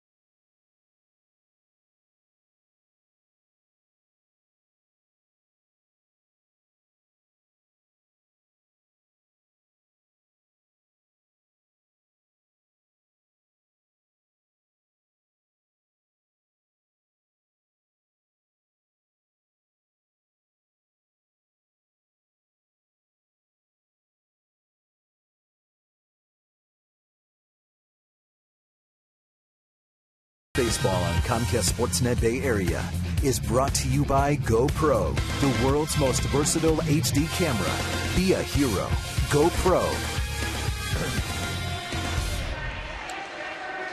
Bottom of the fifth here in San Francisco. Giants and the Rockies tied at 3. And pitching change for Colorado. When it's time for a change, think Speedy. Oil change and tune-up. Your oil change, tune-up, and smog experts. Mike, Carlos Torres, the right-hander, in for the Rockies. Carlos Torres, good stuff. He's got a good fastball velocity-wise. Goes low to mid-90s. 16 games, 1-1 with a 4.38 ERA. Some of that damage came courtesy of the Giants when they were in Denver last week. He starts off Posey with that slower curveball. So he's got the stuff you were talking about, the hard fastball, but that one, it's 74 miles an hour. Yeah, he's got 4 pitches. Nice tight little slider right there, more of a cutter. He's also got a changeup, 4 pitches that you'd see from a starter, of which he was earlier in his career. And he'll throw anything. He's got Posey in an 0-2 hole. He throws that fastball very high. That one didn't do much for him. Well, it's an easy take, too. I mean, you hate to waste an 0-2 pitch like that. 0-2 pitch, if you miss out of the strike zone, you want it to at least set something up. And you know what that sets up? Nothing. Posey has a hit and a walk in 2 trips. That one might have been a pitch to hit there. He fouled it back. Yeah, he just missed it. And that's not happening much these days. Posey's hitting just about everything. Best batting average, best slugging average, best on base percentage in baseball over the last month. And he's making it look easy, too. Takes 2-2. It's great. Rick Russell, my former teammate, Big Daddy, a good Giant, used to always say that's how you define genius. It's when somebody makes something hard look easy. And Buster has been a genius with that bat in his hand since the All-Star break, no question. Takes ball 3.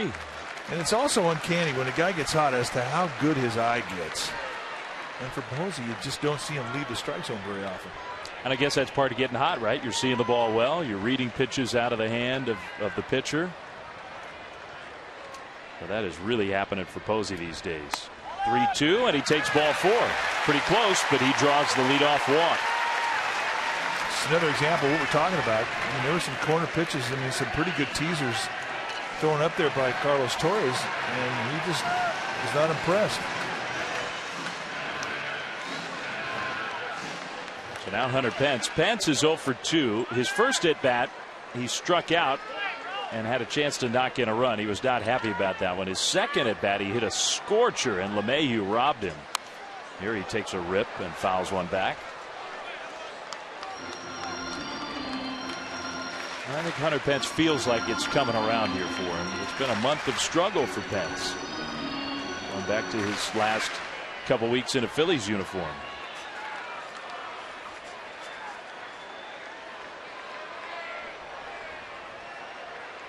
Chokes up on that bat.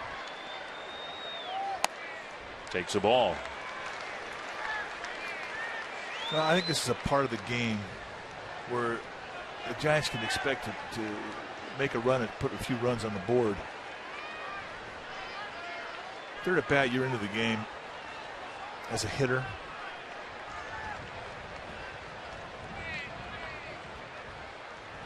Pence lines one to LeMahieu. And that'll be a double play. Posey caught too far away from first. Unbelievable. The luck that Pence has had right now. That's twice Pence has hit the ball hard to second base, and he's got nothing to show for it. Posey 3 steps away from the bag, and it was too many.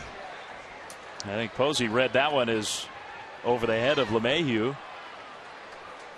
Couldn't get back.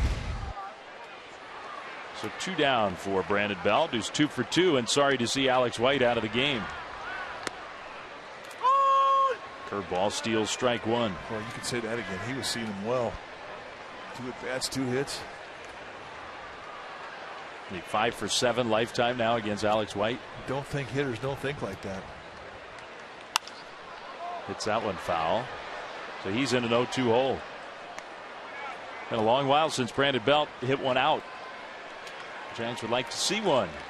Well, Madison Bumgarner's got to hit one out to get him started again. That's what got it going before. Belt one on a home run tear. Takes that slider for a ball.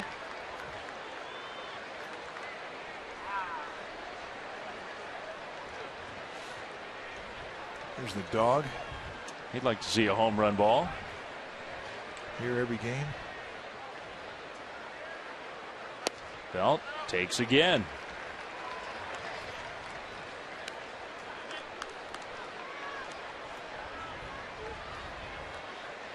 What a weekend here. It has just been perfect. Yeah, weather-wise, this is the greatest time of the year for Northern California. And the Giants have played some good baseball this weekend as well, but they need a win here to win this series against the Rockies. Send everybody home extra happy. I think everybody who comes here leaves pretty happy no matter what happens. Belt takes ball 4. Brandon Belt's on base for the 3rd straight time. Terrio coming up. We want to remind you can subscribe to MLB.TV and take advantage of new low pricing for the rest of the year. Watch Giants out of market games live online on your favorite devices in HD quality. MLB.TV.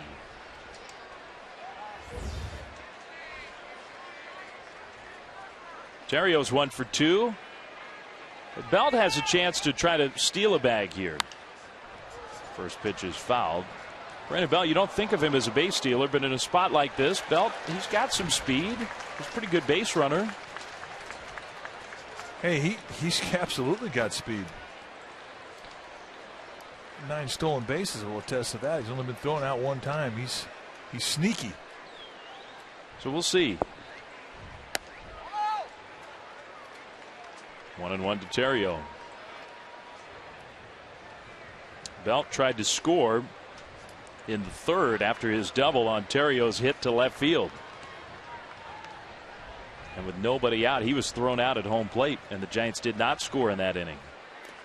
Curveball, and it bounces away from Rosario. So Belt doesn't have to steal the bag. He gets to second on the wild pitch. And now you're cooking with gas right now. That's a scoring opportunity right there, basically for free. As Rosario could not keep this ball in front of him, which would have frozen Brandon Belt. So he gets a good jump, an easy take a second, and that provides an opportunity for Terrio. And Rosario's had a rough time behind home plate, but in a way you do have to feel for him. Alex White bounced about 10 pitches his way in the first 4 innings. So it's been a long day already for Rosario. But he's pretty raw defensively. Good hitter's count here for Terrio. And he lines one into left center field. That'll be a hit. It'll score Belt. It's going to roll all the way to the wall. Terrio will stop at second with a double, and the Giants jump back ahead. And it always seems to hurt a little more when you can jump on a mistake. And the 90-foot gift that Carlos Torres gave the Giants, Ryan Terrio just capitalized on. Nice at bat. A 2-out RBI base hits just seem to sting. Little lazy slider right out there, middle of the play at the Belt. And that's just a T-ball location. Got to take advantage of those, and he did. Now the Giants could really take advantage of that mistake. If Crawford could pick up a hit here. Crawford is 0 for 1. He's been walked intentionally and grounded out. He takes a strike. Let's also give Brandon Belt some credit. 2 outs after that double play, bad luck double play. Bases empty, and Belt had a really nice plate appearance and drew the walk. Became the base runner that started the rally. And that has turned into a run. Crawford took the big swing on the curveball. Giants do have Contos up again and a possible pinch hitter in the on-deck circle, Gregor Blanco. And if Crawford reaches, I'm sure we will see Blanco. Be interesting to see if that spot does not come up, if Zito's going to come out for the 6th. Well, he had a great 5th inning. That one's high. And you saw William Rosario, the catcher, come out an 0-2 pitch and really show a high target away. And you really tip out your location, and that easily can be relayed to the hitter. Got to really show your target late. Runner at second base.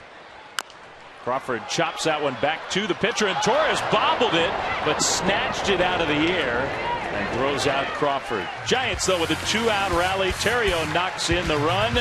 4-3 Giants lead.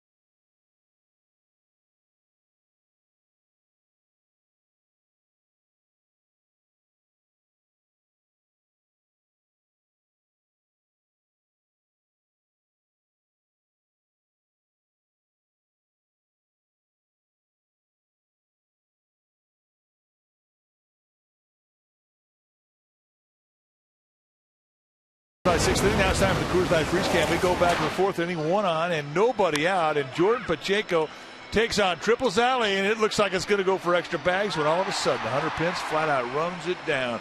High backhander and sweet spots it to the pocket, and that's our Coors Light Freeze Can, brought to you by Frost Brewed Coors Light, the world's most refreshing beer. A big play in this game. Barry Zito's staying in this game. Giants have gone back ahead 4-3. Rockies would score a run in that inning where Pence made that great catch, but they got only the one. And it could have turned into a big inning without that excellent defensive effort of Hunter Pence. Something had fallen out of the stands. Hunter Pence had to retrieve it, which is why we're in a bit of a delay here. And I'm glad Zito's coming back out. He threw a beautiful top of the 5th inning, a 1-2-3 with a strikeout. Got to be careful against this guy Rosario. Man, good curveball, called a ball. Rosario walked and scored that run. He was on base when Pence made that catch in the 4th inning. Swing and a miss.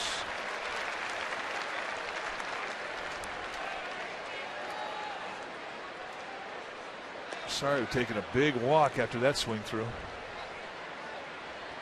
That's a little too far from the box. They just shouldn't allow guys to do that. Sorry, you can't do that. It doesn't make sense. He's too young to be able to do that.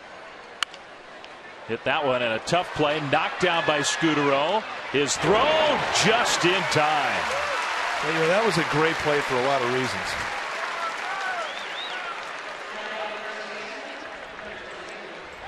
Give me a few of them. Well, number one, he knocks down a one-hop seed with topspin on it.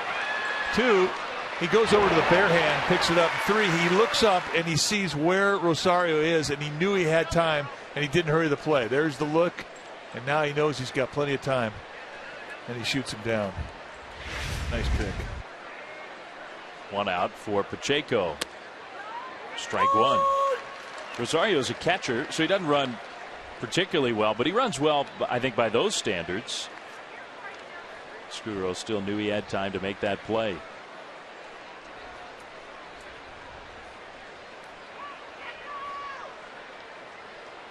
Pacheco under the glove of Zito and on into center field.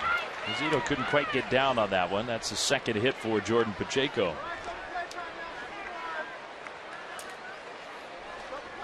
And Bruce Bochy is pacing and he's coming out. So Zito had a very short leash there. Bochy's going to his bullpen. The guy coming up, Chris Nelson, who has already doubled in this game against Barry Zito. Zito not too happy about coming out of this game. He still has a chance to get a win, though. Contos coming in.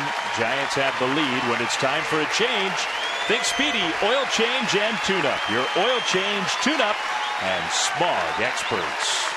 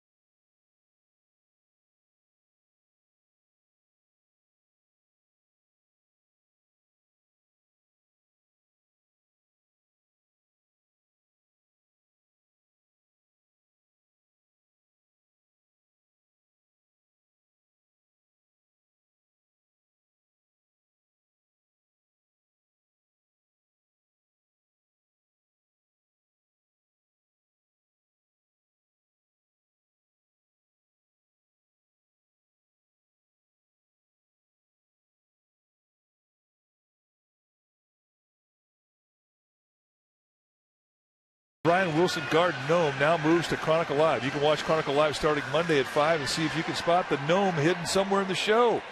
Log on to sfgiants.com/CSN Bay Area to find out exactly how to win. Coveted, huh? Oh, yeah, it is coveted. 4-3 Giants. Zito out and George Contos in. Take a look at the numbers for the Giants right-hander, George Contos. 25th time he's come in. Nice body of work. No record yet. 2.13 ERA. That's sensational. Look at the strikeout walk. 24-6, 4-1. And he uses that excellent slider. What a pitch that is for him to get strike one against Chris Nelson. Well, it's his bread and butter. He is a lot like Sergio Romo in that his slider is his best pitch. It is also a no-dot slider. Runners going. Posey's throw and the tag late. Terrio thought maybe Pacheco's foot had come off the bag. He got a good jump there and he steals his 5th base of the year. And remember, Posey's also throwing that finger that he cut. Oh, did he rip a fingernail off? I think he ripped a fingernail off. There you see the jump by Pacheco. It was a good one. That was an accurate throw by Posey right there. You got to give your catcher a chance, and Contos could be quicker.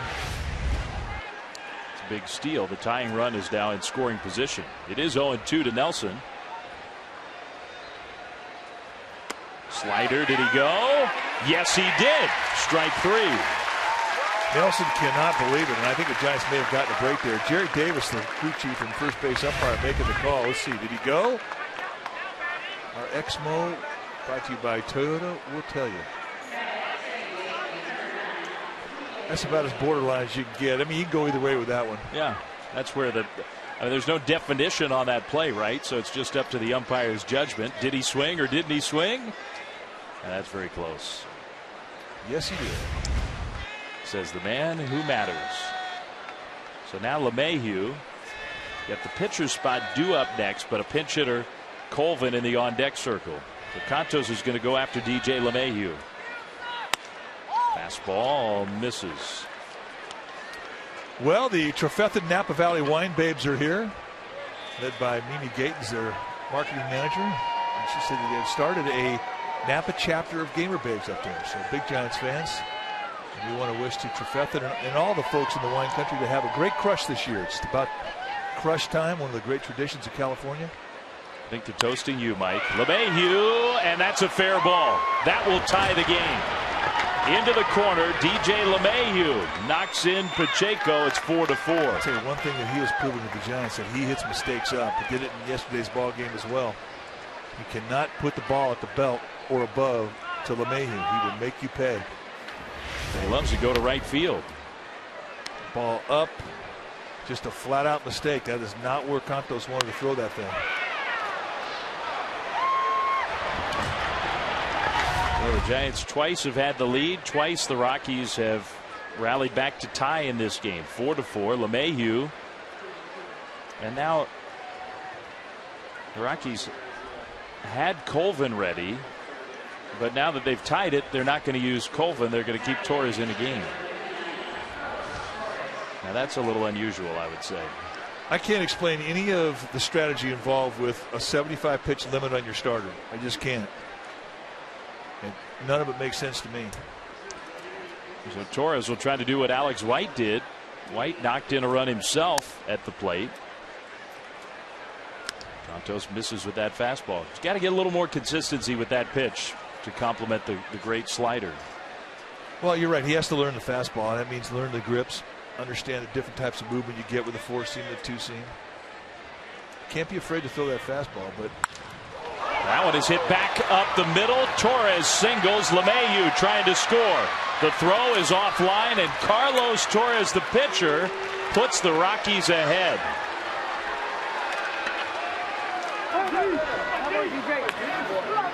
Rockies pitchers have knocked in 2 runs now in this game. Wow. Well, right back up the middle, just over the back pocket of Cantos.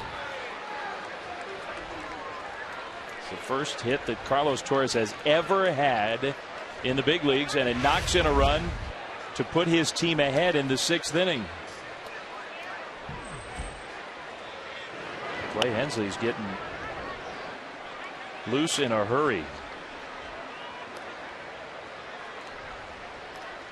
So for George Cantos, just a nightmare couple of hitters. You got the 8th place hitter and the pitcher, and back-to-back hits to tie and then put the Giants behind.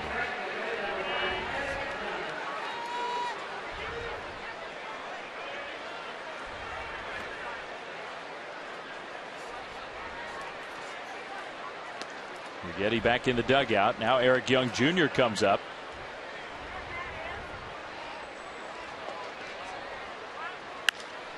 That one blooped into shallow center.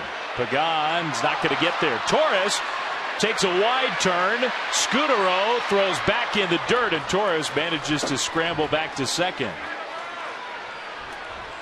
Torres get a little happy feet out there on the base, but that's a play. In retrospect, you probably would have liked to see Pagan just run right at the runner. He had kind of a chance to do it, but he unloads to the lead bag, and that gave the opportunity to Torres to get back under it. So that'll go as a hit for Eric Young Jr. And the rally continues. Josh Rutledge with 2 on and 2 out. Rockies have scored twice here in the 6th. And they've taken the lead.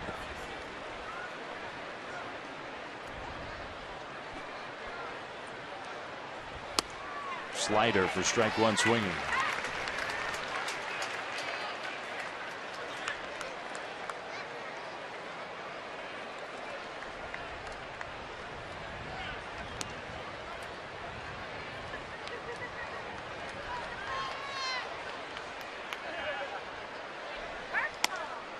Slider for strike 2.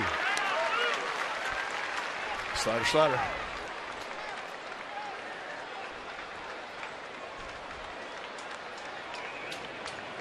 Jose Harris joining Clay Hensley down the Giants bullpen now.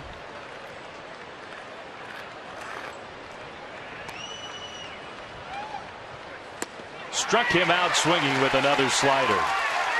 But the Rockies scored twice and take the lead. Middle of the sixth, 5-4 Colorado.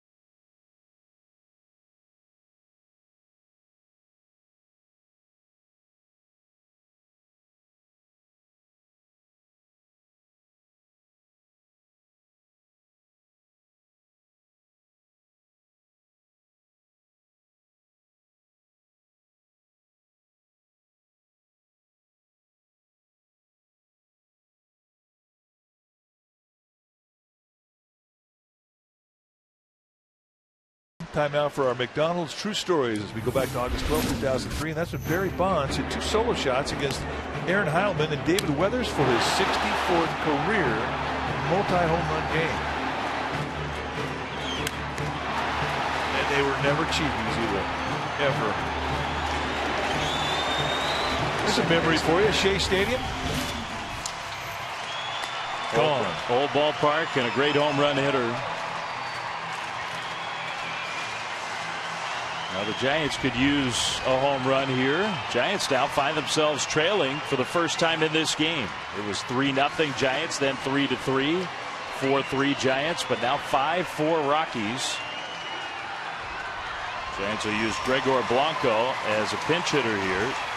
And a perfect spot to use Blanco to lead off an inning, see if he can get on base. Been a rough stretch for Gregor Blanco.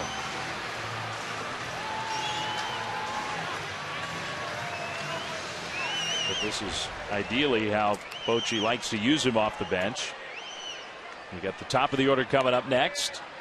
Carlos Torres still in the game, fresh off his first ever big league hit that put the Rockies ahead. Strike one to Blanco.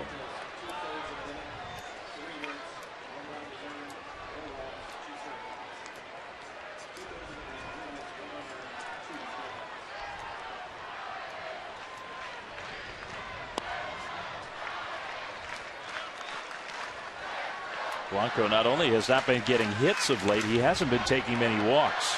And this is a spot where a walk would absolutely be as good as a hit. Ball 2.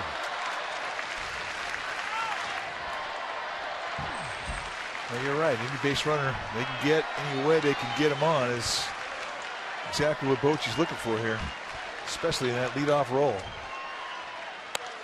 And that's an easy take. Yeah. He faced Torres one time last weekend, and he did draw a walk against him. So we're seeing him for the second time.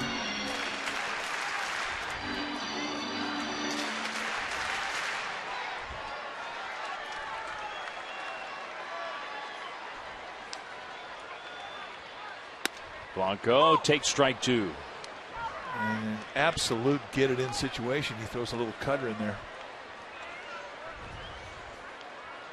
And maybe he has a little more feel for that pitch than the harder four-seam fastball. Blanco strikes out swinging. And Blanco is retired, 1 away. Angel Pagan will be coming up. Great day to be on the water. The America's Cup World Series will be out on San Francisco Bay August 21st through the 26th. First chance to see America's Cup action right here in the Bay Area. Tickets in the only public seating area at the America's Cup Village are on sale at americascup.com/tickets. Pagan drops a bunt, and it's foul. I got a chance to go on one of those boats. And it was Russell Coots, who's won 3 American Cups himself, skipper. Unbelievable. It is going to be such an incredible treat for the Bay Area, because I think a lot of folks here aren't really prepared as to what's going to happen. And the way they show that on TV now, it's unbelievable. A bouncer to first base, and Pagan is out number 2. So 2 down for Marco Scutaro. You know the same technology they have in football where they show you the first down yellow line? Yeah. Well, they do it now. They'll do it on the bay here, the whole course. And it'll show you not only the course, but the path of the boat. You'll see how they tack. You'll understand the strategies. It's amazing how it has evolved as to how they show it on TV. And then because of that, I think it's going to be a massive hit here. Couldn't have a better backdrop. Could not. And before the big America's Cup final next summer, we're coming up soon to some of those World Series races here in just a couple weeks. And that August 25th night, where it's going to be America's Cup night, there's going to be a question and answer with Russell Coots, his tactician, and then Jimmy Spittle, who's also the skipper of the other Oracle boat. Scutaro bounces that one to third. Nelson throws him out, and the Giants go down in order. Well, the captain of this boat, Dwayne Kuiper's coming back to TV. 5-4 Rockies.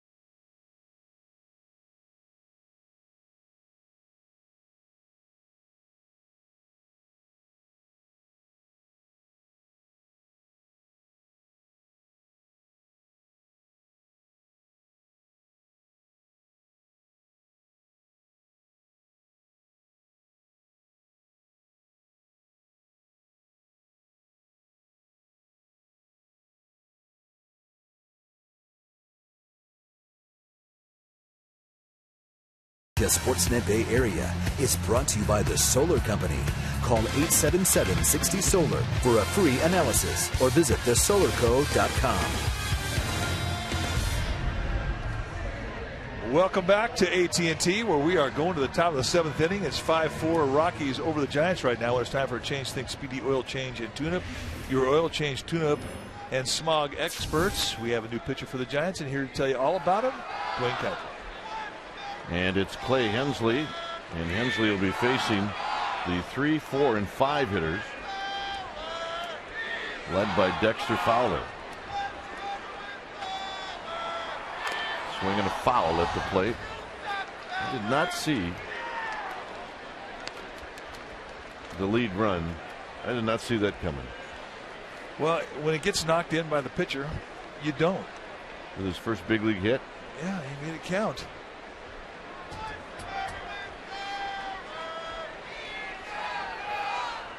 Oh, and 1 to Fowler. And Fowler hits this little pop-up out into shallow right field. Could be trouble, and it is trouble.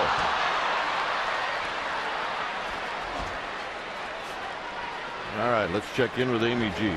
All right, on a happy earlier note, gentlemen, Dave and Mike, you mentioned earlier in the game that over 4,000 Junior Giants are here today. It is the Giants Community Fund annual Junior Giants Day. All 4,000 plus got to have a parade around the ballpark, and then several of the Junior Giants were honored with the Willie Mack Award. It is the junior version of the award that's given here at the Big Club. Of course, it's named after Stretch, and it exhibits who was a good leader and who did well in the season, all the qualities that we want our young kids to have. A good day had by all, and they all received really fun Giants gym bags. Go Junior Giants. Good program. All right, good program, good looking crowd. So Fowler with speed at first. Gonzalez the hitter. Hensley checking on Fowler.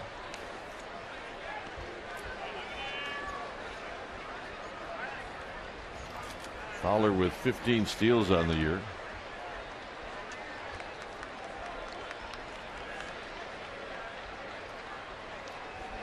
And the pitch, and it's wide. 1 ball and 1 strike.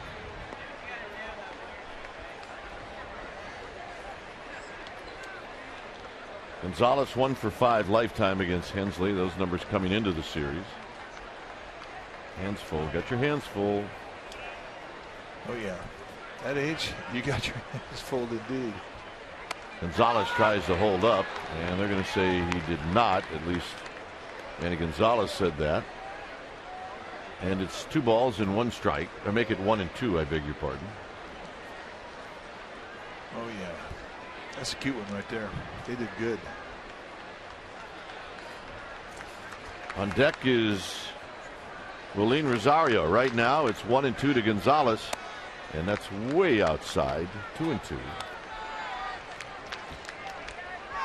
Easy take. That's not what he wanted to do on that 1-2 count. He wanted a little more of a teaser.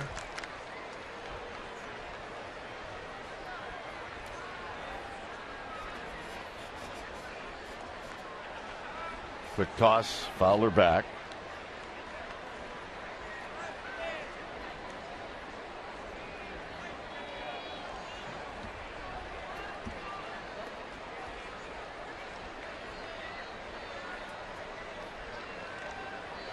Hensley ready, 2-2 pitch. Runner goes, here it is. Check swing, and stealing it is Fowler. You have to wonder just how much that finger is bothering Buster Posey. His index finger was hit earlier in the game, and it looked to me like it tore off his fingernail. Big overhand curveball. And you can see the grip just not there. When you've got a Band-Aid on your fingertip of your index finger, it's hard to get a grip.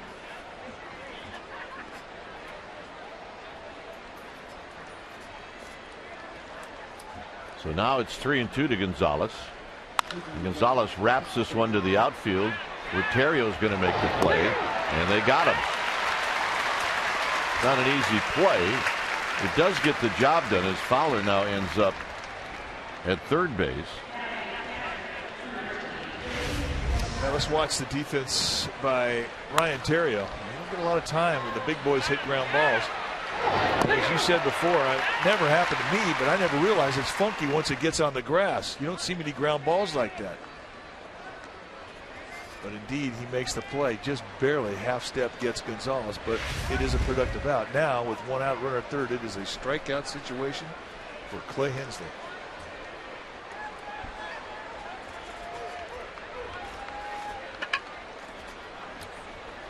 Infield is in. Not all the way in, but maybe 4 or 5 steps from the cut of the grass. And this is low and away.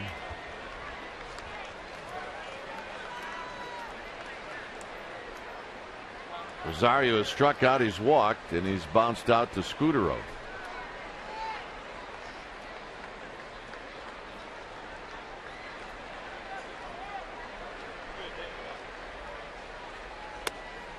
And there's a strike. Rosario started to back out of the box. This looked to me like he was just taking all the way. It's 1 ball and 1 strike. It's 1-0 breaking ball.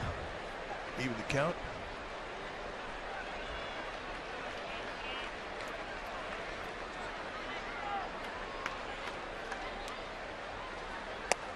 low.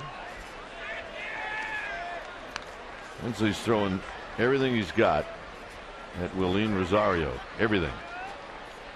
Well, he's got a lot of different looks. I mean, he's not a power guy. He's going to have to finesse him. Change up, cutter, sinker, big 12-6 over the top curveball, high 3/4 release.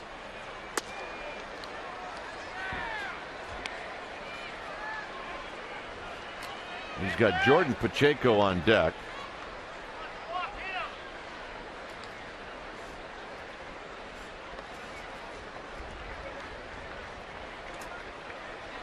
And the 3-1. Mr. Posey keeps it close.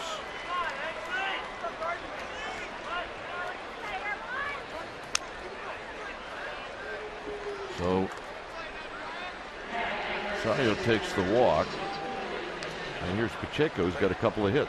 And I don't really think Clay Hensley cared about walking him there, because he is a guy that can get the ground ball. And that's what you do here. I mean, it is a strikeout situation, but you can pitch for a ground ball early in the count. You get to a 1-2 or an 0-2 count early, then you can pitch for the strikeout. So two options here for Hensley, and I think that's one of the reasons that he didn't really care about the walk.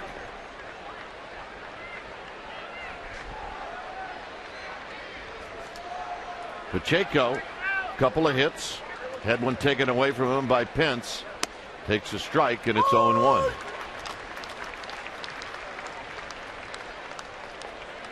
Fowler at third. Rosario at first. Santiago Casilla headed down to the bullpen. Seventh inning. Giants trying to keep it to a 1-run deficit.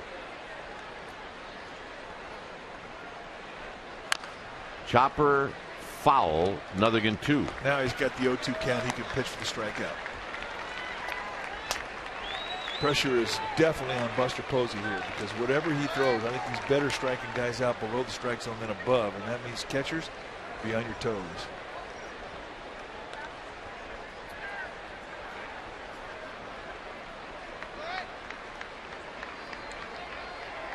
Oh, 0-2. Hit into center field. Pagan is going to catch. Here's his throw home. It's cut off. The throw to second is into center field. Pagan will chase this one down. Rosario ends up at third. It ends up being a sacrifice fly for Pacheco. And now the Giants trail by 2. Well, a nice at bat by Pacheco, an off balance swing. Gets enough length on the fly to score the run, but here's where the Giants really botch an opportunity to end the inning. When Bell, who cuts it off, could not make it an accurate throw. So not only do they not get him out, they lose 90 feet with a runner at third. And that again puts pressure on Posey. Hit on the ground to third, where Scudero will grab it and throw it. That'll end the inning. The Rockies do add on, and it'll be Cabrera, Posey, and Pence coming up.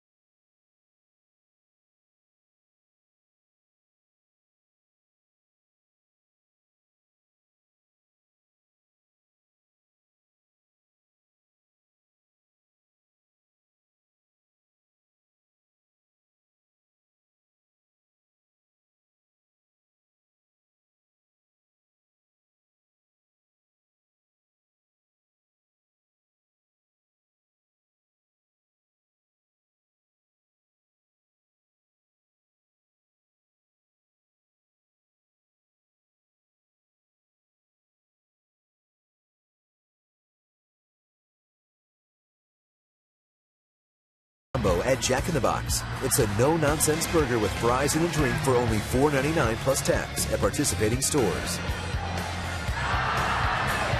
It's a 6-4 lead for the Rockies. And it's time for a change. Think Speedy Oil Change and Tune-Up. Your oil change tune-up and smog experts.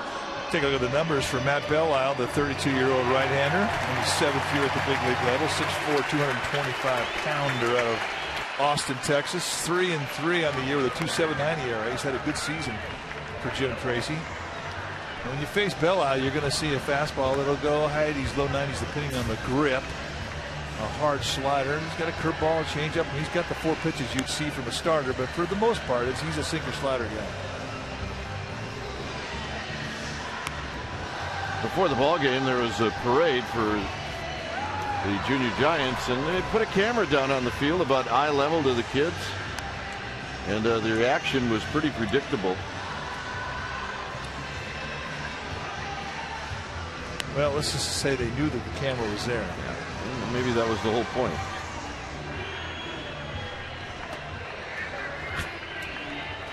Oh yeah, do the games too. Yeah, that's my guy right there.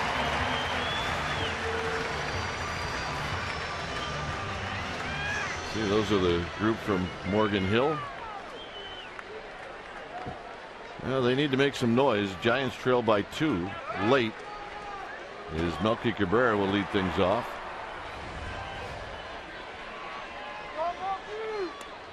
Belisle flops in a breaking ball. Cabrera is 1 for 3.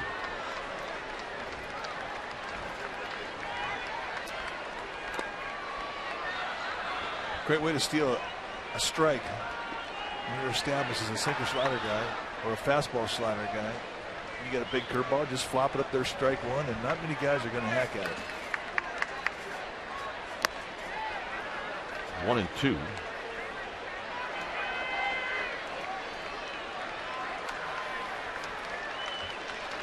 Buster Posey waiting.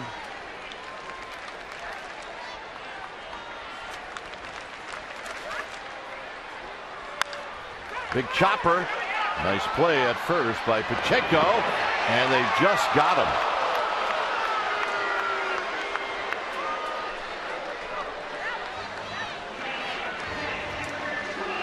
And that really was a nice play by Pacheco. Not easy by any means. All comes up on him, and he's got to back up, give ground. As he catches the ball, slides in 360s, and when you get the ball, a nice underhanded flip assures a high throw to a pitcher, and they appreciate that. And there you see Belisle wins the foot race with Melky. Here's Buster Posey, who takes low. 2 walks and a single today for Buster Posey.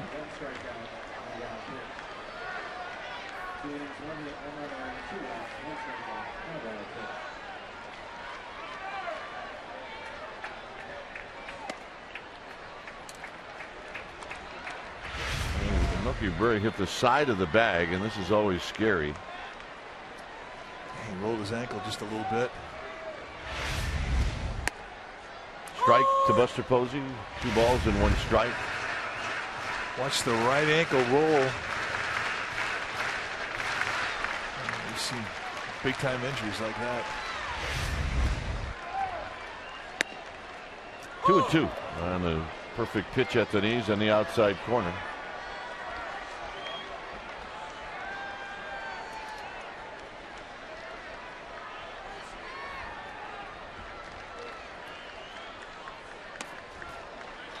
As we see a lot, 3 balls and 2 strikes to the Giants catcher. Pence on deck.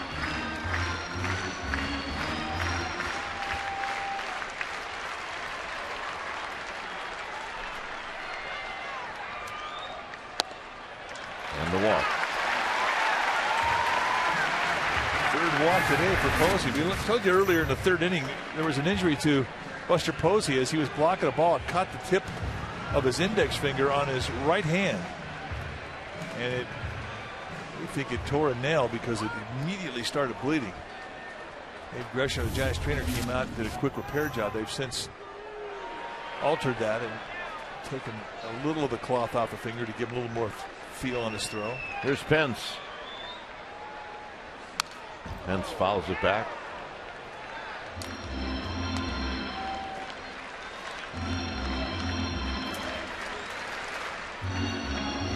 Belt to follow.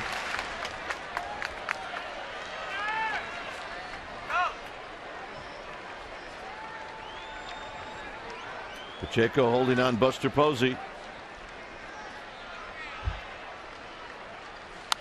Out of play, 0-2.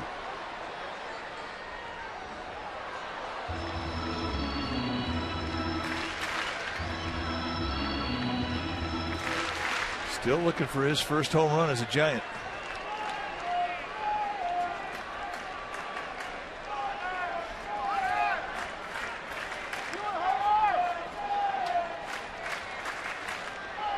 Oh, and 2. He got him.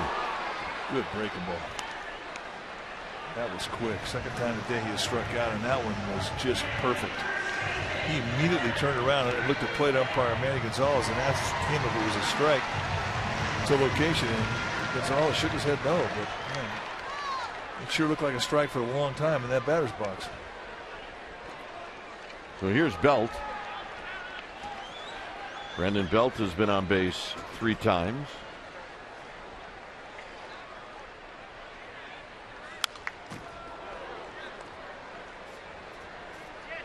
Both Hunter Pence and Brandon Belt trying hard to put that fastball in play, but in this inning all they've done has been able to foul it back.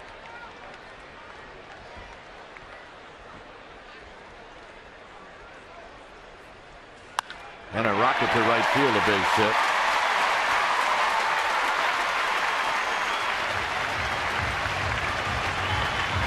So Belt's been on base 4 times like Buster Posey. Well, Buster Posey, 1 hit, 3 walks. Brandon Belt, 3 hits, 1 walk.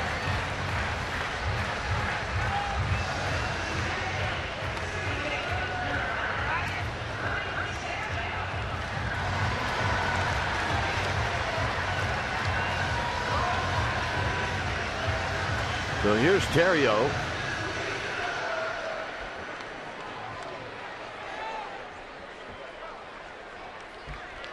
Terrio had the hit to give the Giants the lead in the 5th inning.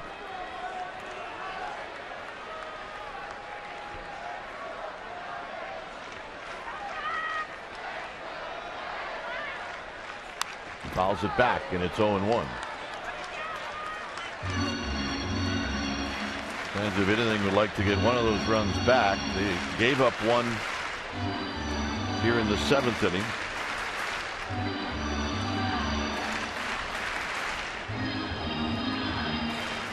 Terrio doubled into left center field when he knocked in Belt in the 5th inning. Well, that is a small glove for a pitcher.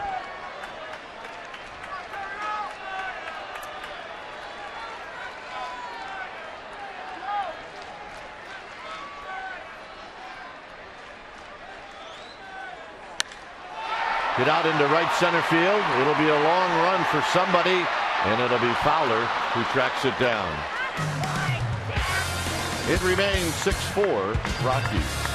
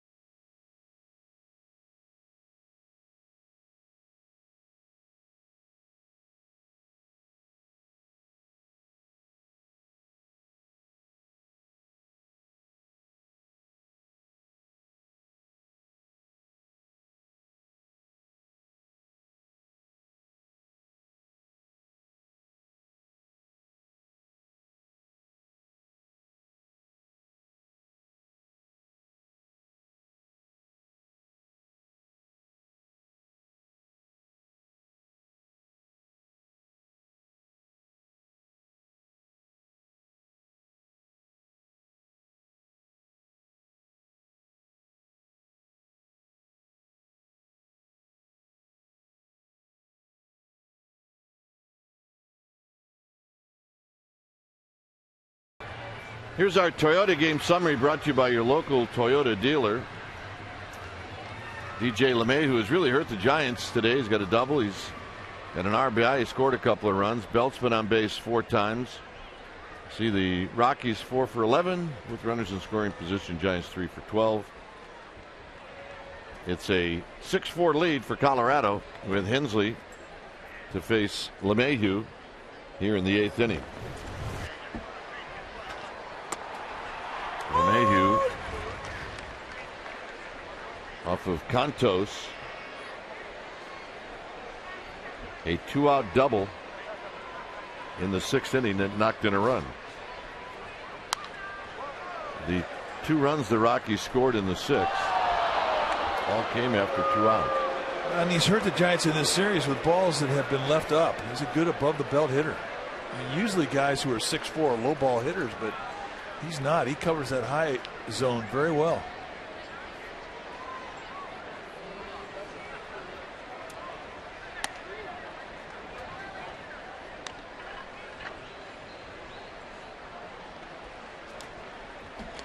Belisle, the pitcher, on deck.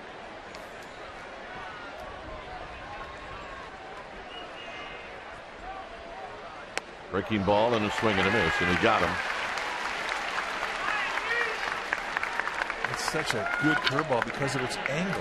It's right over the top, and he gets that type of break because of the high 3/4 release. You talk about straight down, and a few generations ago that wasn't a curveball. They called that a drop. What's he throw? A drop. Well, there it is. Belisle's only had 1 at bat this year. He's 0 for 1.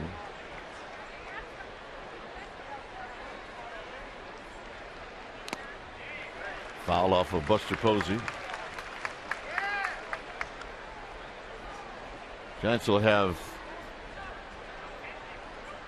Crawford, a pinch hitter, and then Pagan to hit in the bottom of this inning.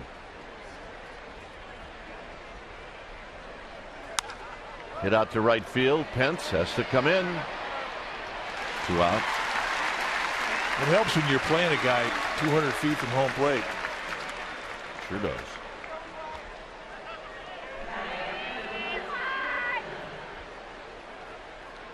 Here's Young.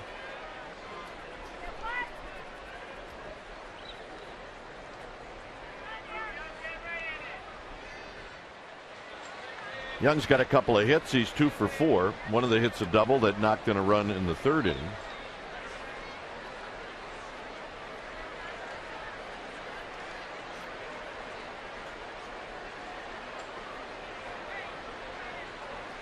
Fastball inside corner for a strike. That's big movement on that fastball. He saw Young back off, thinking it was that inside, and all of a sudden late movement brings it back in the strike zone. And Manny Gonzalez, the plate umpire, he'll hang in there on a pitch.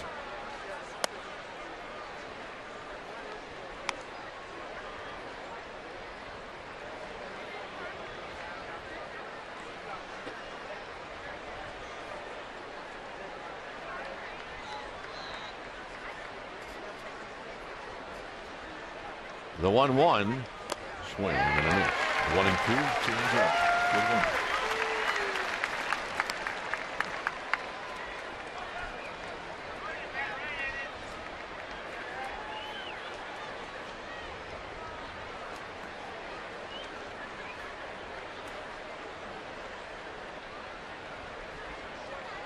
One ball and 2 strikes. Young with good speed. He rolls it foul.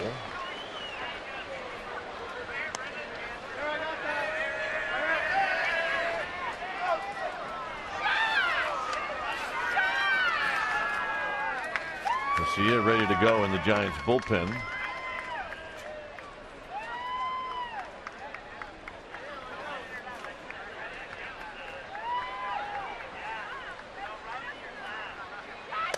And that pitch is high. The Giants will welcome in the Nationals. The Rockies will go home where they will take on the Brewers. And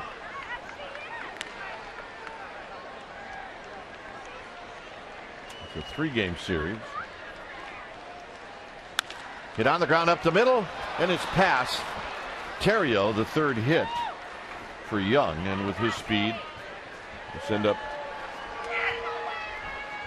see Young trying to steal. Giants and Nationals will start tomorrow night. Pregame live will start at 6:30. First pitch around the top of the hour, right here on Comcast Sportsnet Bay Area.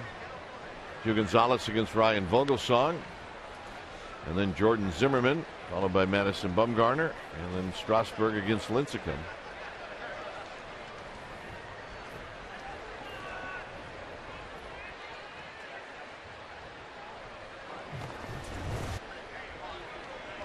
So here's Rutledge. Runner goes, and Rutledge hits one high to left field. Melky Cabrera's coming in. It's going to fall, and the throw is going to go to second. Well, the Sunfield here and these last couple days have been just torturous for Melky Cabrera, and I'm not sure how much of this ball he saw. He did not get much of a break, and when he finally does come in, he can't catch up. Well, it's hard to get a good break if you don't see the ball. Here's Bochy's coming out. Well, he's got a semi-jog going, so it may be to talk about strategy and not to make a pitching change.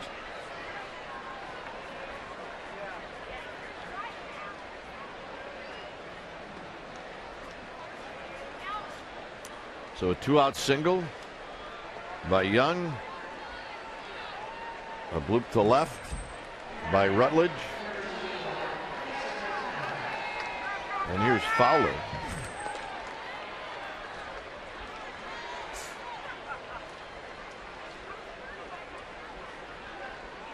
Fowler's picked up a base hit off of Hensley in the 7th inning, and his base hit was just a little bloop in front of Hunter Pence.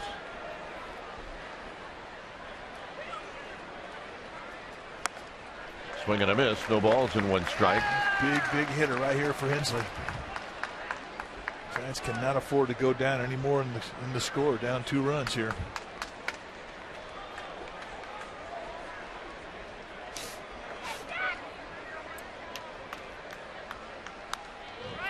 And a big swing by Fowler, and it's 0-2.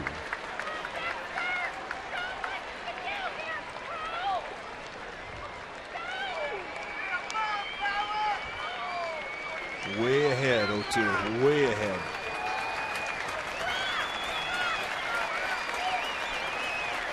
Runner goes, pitches high. So that'll be a steal for Rutledge. That's really when you take advantage of a pitcher's concentration on a hitter. Hensley not paying a whole lot of attention to Rutledge at first base, and Rutledge, to his credit, took advantage of it.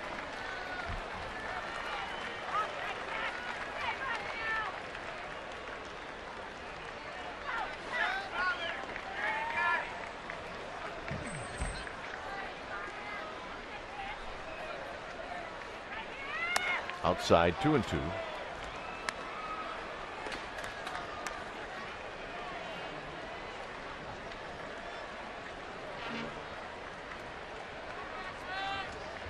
Hits for Colorado, the Giants with 9.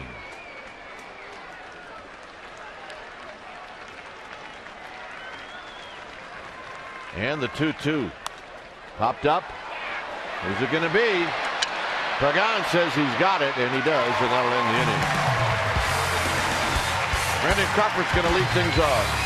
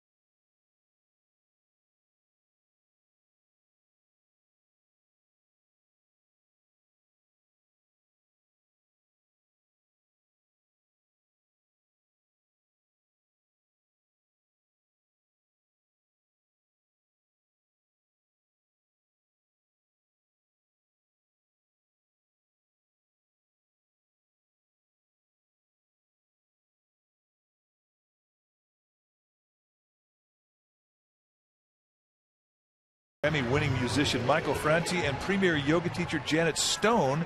Your yoga special event package will include access to a private 8 a.m. on-field yoga session with Franti and Stone, a Giants yoga mat, and a tickets to the D-back Giants game. Partial proceeds to benefit Power to the Peaceful. Go to sfgiants.com/special events and check it out. Here's Crawford, and Crawford takes low. It'll be Crawford. Hector Sanchez is on deck, and then Angel Pagan. Giants need a base runner or two.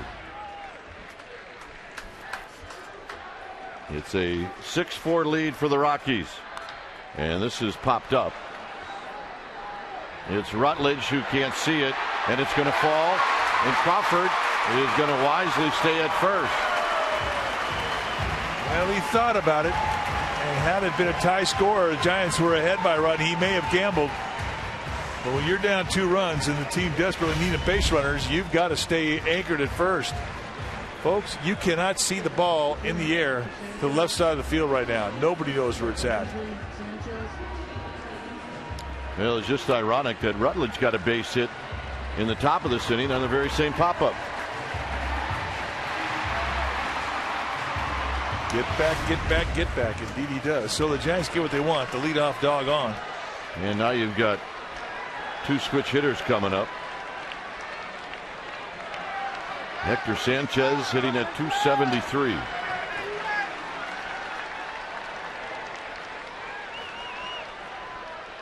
And then Belle will step off.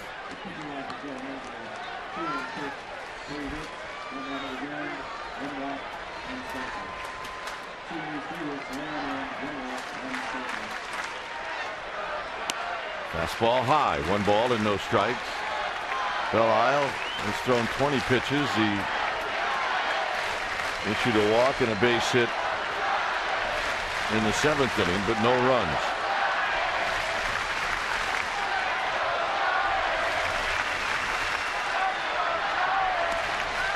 Good take, 2-0. It is a good take.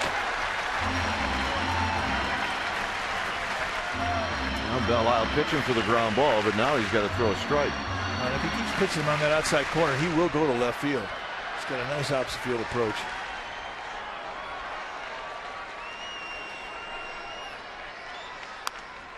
Good swing, and it's 2-1. Yeah, this group does indeed need something to cheer about, other than the fact that they're quite proud of themselves.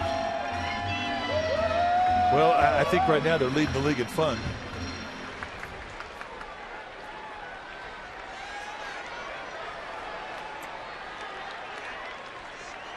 Crawford with his lead.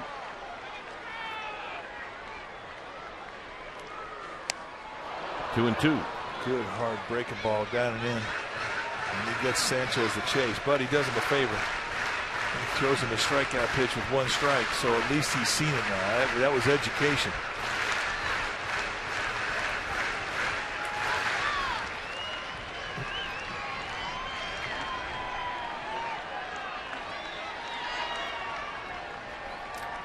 Two and two. Nope. 3 and 2. Great pitch, great take. What do you bet? He sees that pitch down and in. That's a pretty good bet. And Belle will throw anything anytime. He's got confidence to throw it.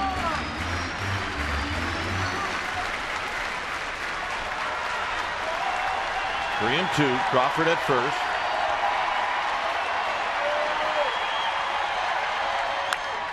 Into right center field. A long run for Fowler, and guess what? He's not going to get it, and it's a ground rule double. Boy, that ball hung up there a long time, and the longer it hangs up there, the better shot Fowler's got at running it down. And he can run him down. He's got some of the best range in the outfield in the National League. A high fly ball in Triples Alley, and this is where the Giants lose a little of that luck. Ball hops up into the stands, so 1 run, which would have absolutely scored. Brandon Crawford has to stay at third. So Arias is going to pinch run.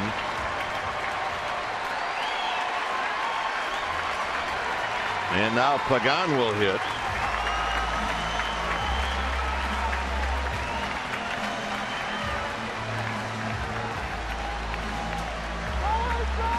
Pagan will hit with Crawford at third and Arias at second.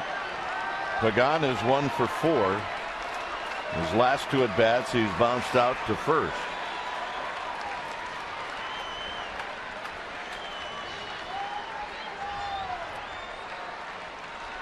Belle-Isle, the high set. Fastball high, 1 ball and no strikes.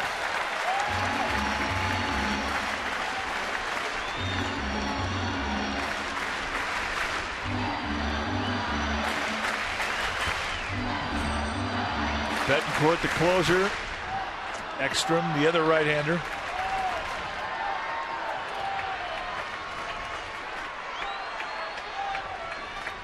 One 0 to Pagan.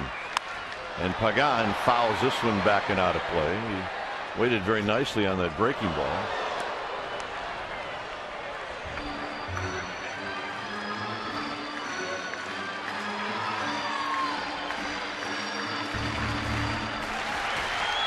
So it's 1 ball and 1 strike.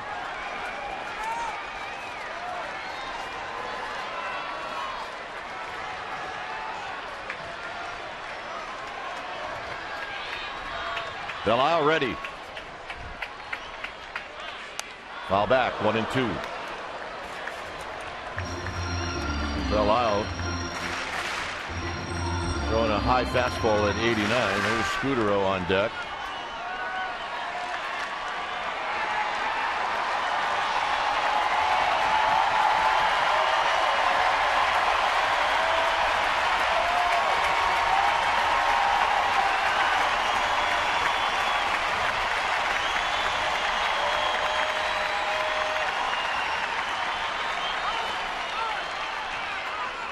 There are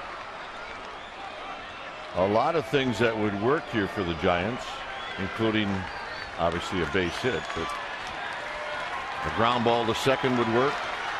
Even a normal ground ball to first. 1 and 2. You just can't strike out. You got to put it in play. Oh, he got crossed up. At least the way he caught it looked like he did. Fastball inside. They try to go front door sinker, and Rosario just really looked clumsy on the play.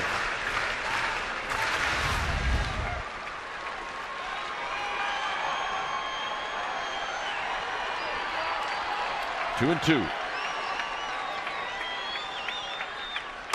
And a full count.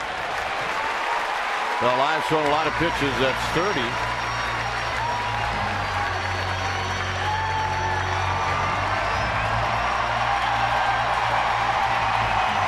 None bigger than this pitch right here to Angel Pagan. 3 balls and 2 strikes. And he walked him. Bring it back. He threw him the kitchen sink.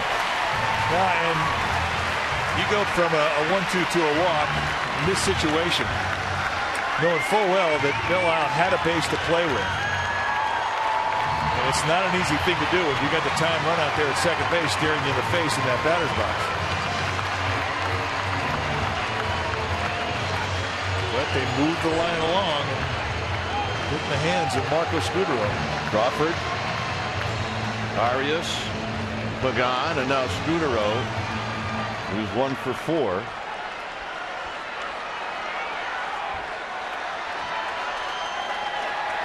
And a former Rocky.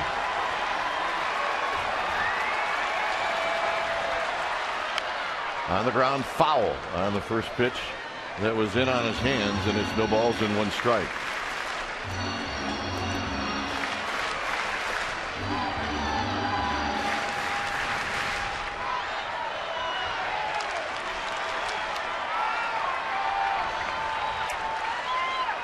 Oh, and 1 to Marco Scudero. Belle-Isle sets. And Scudero takes high.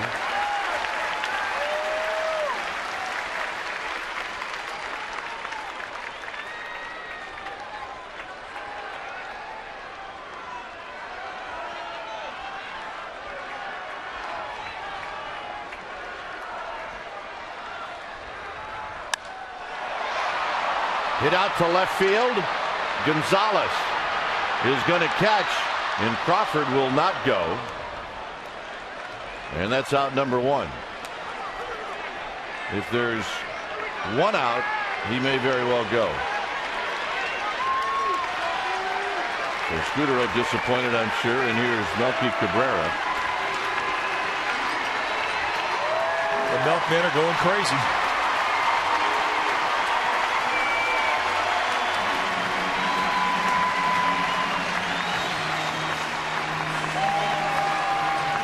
Remember, it was the play that Cabrera nearly turned his ankle. That was the first at bat of any Giant off of Belle-Isle, and it was Cabrera who hit it.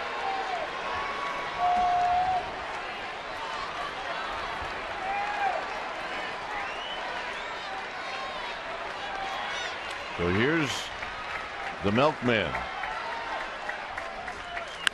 Up the middle. Diving is Rutledge. It gets away from Rutledge. And in comes a run at 6-5. And Cabrera with an infield hit with Buster Posey coming up. What a play by Rutledge to keep this ball going into center field. As we've seen Melky Cabrera do all year, when he gets into a little bit of a funk, he goes to the middle of the field. He's had his second hit of the day back up the middle. And only the effort of Rutledge prevented a 2 RBI single. Boy, just on the tip of the glove, and that's all it took to freeze Arias at third base. And ironically, Rutledge is coming out of the game on the double switch. And Belle-Isle is coming in, or make that Betancourt when it's time for a change. Think Speedy, oil change and tune-up. Your oil change, tune-up, and Smog experts. We'll be back.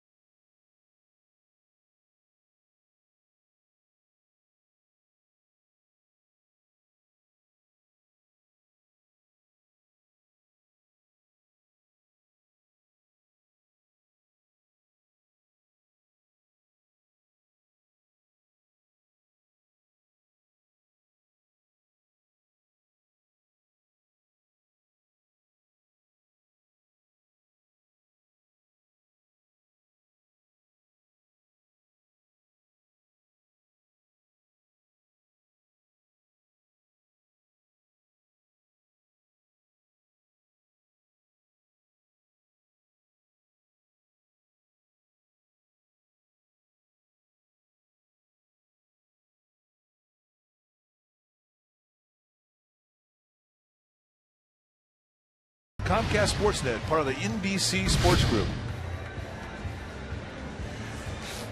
A 6-5 lead for the Rockies.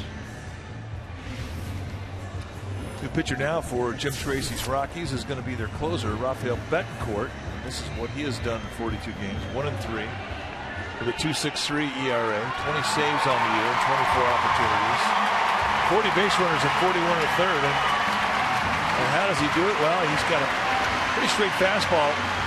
They go low 90s, but really likes to use that outside corner. I mean, if you're hitting off him, you look away. He's also got a slider and a changeup. The slider's a straight down slider. And fly ball situation here for Posey with one out, and the strikeout situation for Betancourt.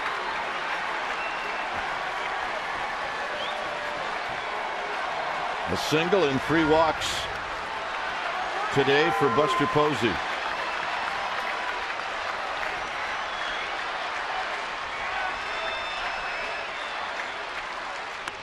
Wide, 1 ball and no strikes. So he shows him that slider first pitch, and he doesn't like the baseball. 3 for 6 lifetime. Buster Posey against Betancourt. Arias at third. Pagan at second. Cabrera at first.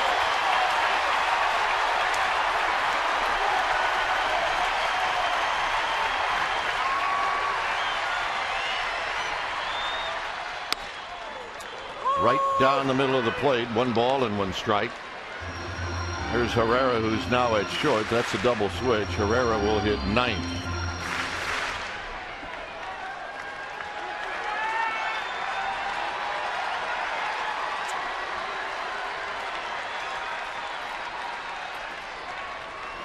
One ball and 1 strike.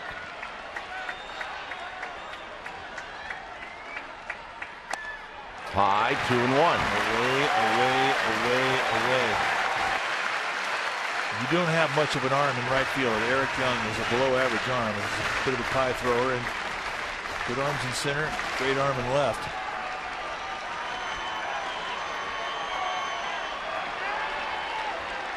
So Betancourt, who works very slowly and deliberate, gets the sign. He's ready. 3-1.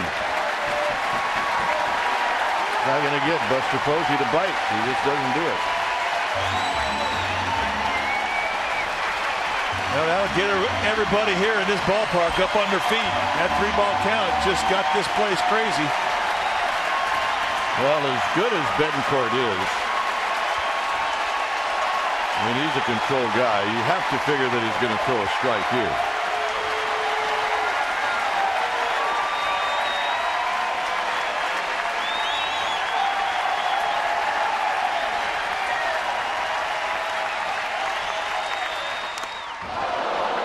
And there it was, running the outside corner with a 90-mile-an-hour fastball.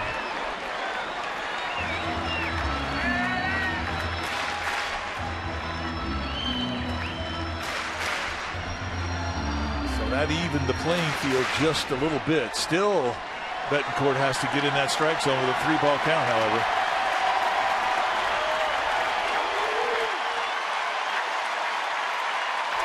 Three and 2.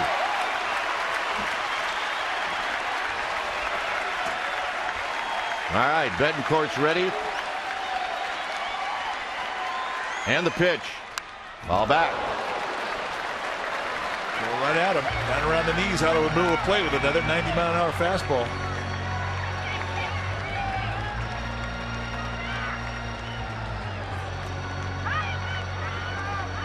There are your base runners. Arias, Pagan, Cabrera.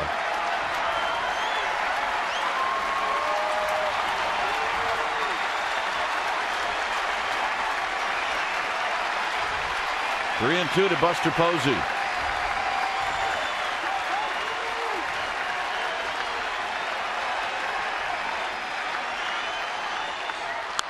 Out of play. Just to crank up the drama level a bit.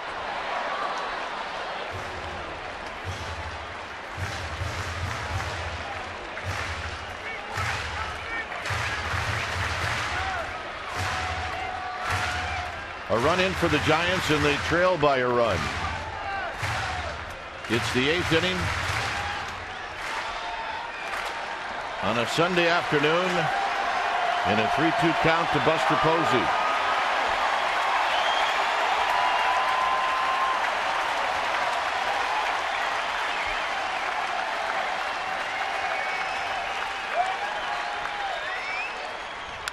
All back. Got a good battle going on here. I mean, that's a perfect pitch outside corner at the knees, and to do it under these conditions, I mean, that's what you have to do. If you're going to be a closer, you got to be able to make that pitch, and he's been making them consistently in this at bat. And Posey, to his credit, is fighting them off.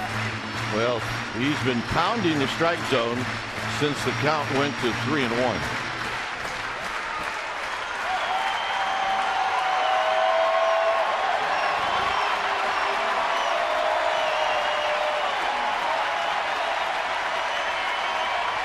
Three and 2. And this is popped up. And it's going to be out of play. Ooh. Not by much. by about a half an arm's length, and Rosario slaps his glove in anger. Well, that ball started to come back a little bit, like it will in this park. And it almost came back within reach of Rosario. You can see him reach in and just run out of arm.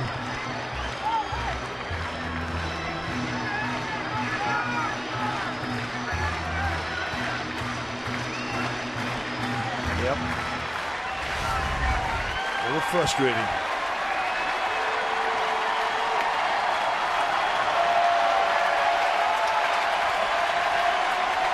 This is the 10th pitch in this at bat. 3-2 to Posey. Hit into left field and hit well. Gonzalez is going to catch it.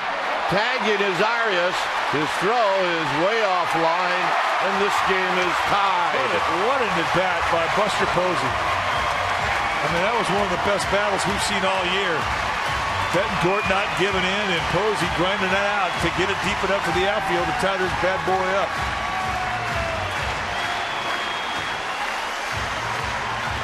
And now Pence can give the Giants the lead. A good spot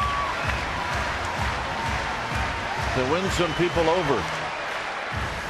He's been looking for that one swing of the bat that can do that.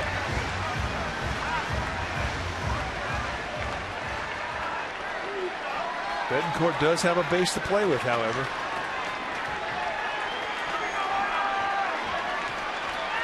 Pence is 0 for 4. He has hit the ball hard a couple of times. He's got speed at second in Pagan and speed at first in Cabrera.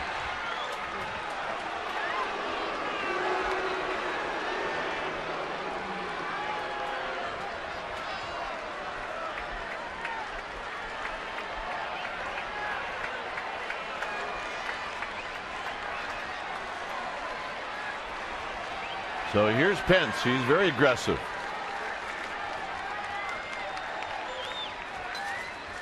And Betancourt will freeze everybody, including us too. Well, he's not in any hurry. He's one of the slowest guys in the game at working out there. But he also knows the animal. And Hunter Pence is a guy who is very fidgety in that box. He will chase out of the strike zone down.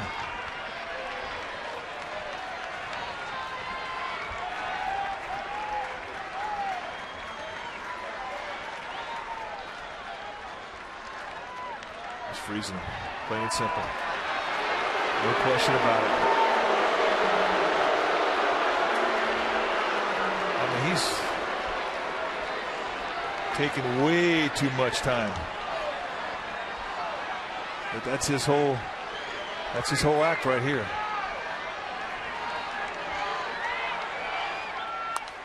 Pence pops it back and out of play. Pence's numbers against Betancourt, he's only faced him 3 times. He's got a double and 2 strikeouts.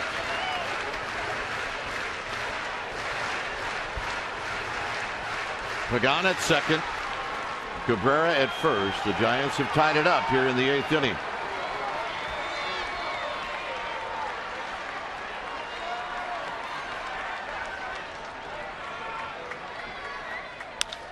Hit high and deep to left center field. It is out of here. Welcome to AT&T Park, Hunter Pence.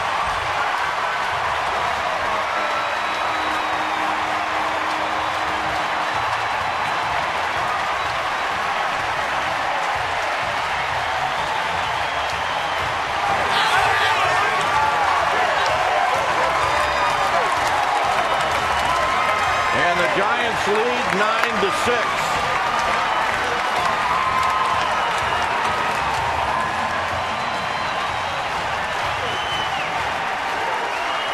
$41,492 people thinking, boy, does he look good in a Giants uni. They are the welcome wagon. First home run as a Giant. And that's a good way to start.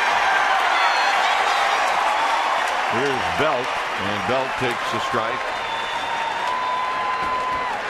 Belt became Mr. Irrelevant there for a second. Yeah, he did.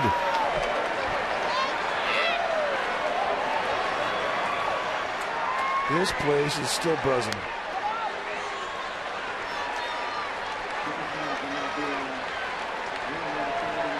A 5-run 8th inning, capped off by Hunter Pence's first home run as a Giant, a 3-run shot, 18th on the year.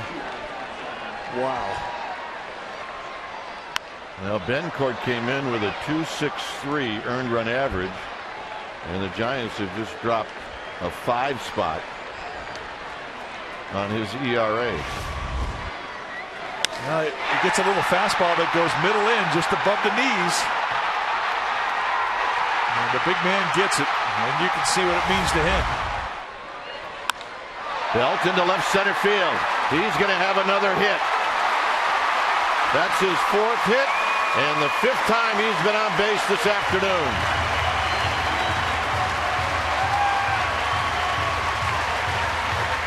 And here comes Jim Tracy.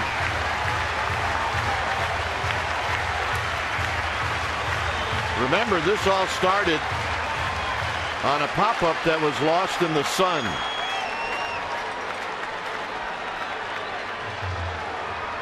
So Betancourt is going to depart.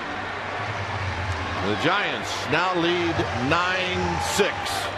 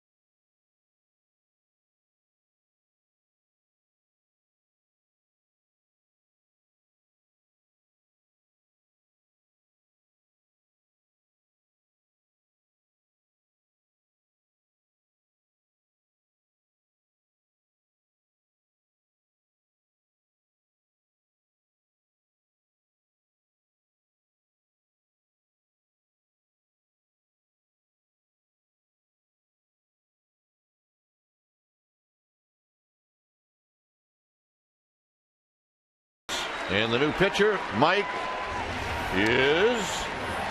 Well, Mike Ekstrom, the right-hander, going to come in now. 15th time he's come in. 21 hits in 15 1/3. Got a low 90s fastball with a slider and a changeup.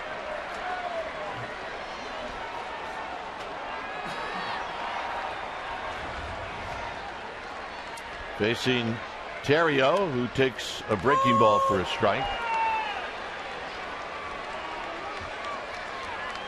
Terrio, a couple of hits. He doubled and knocked in a run in the 5th inning.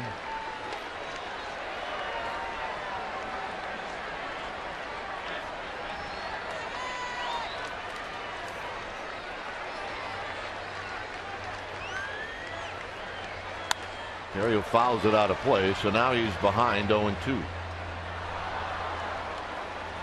He figured it was just a matter of time, as hard as Hunter Pence swings, that he was going to run into one, and he picked a good time to run into one. Well, he had an 0-for-4 going with a double play and a couple strikeouts, but his 2 at-bats where he put the ball in play, he scalded the ball. And you're right, you figured it's just a matter of time. They're going to get their numbers. That'll end the inning. Giants on the board 5 times here in the 8th. And this is a big one. This is a Hunter Pence bye-bye baby. It gave the Giants the lead. And this crowd erupted. 9-6 as we head to the 9th.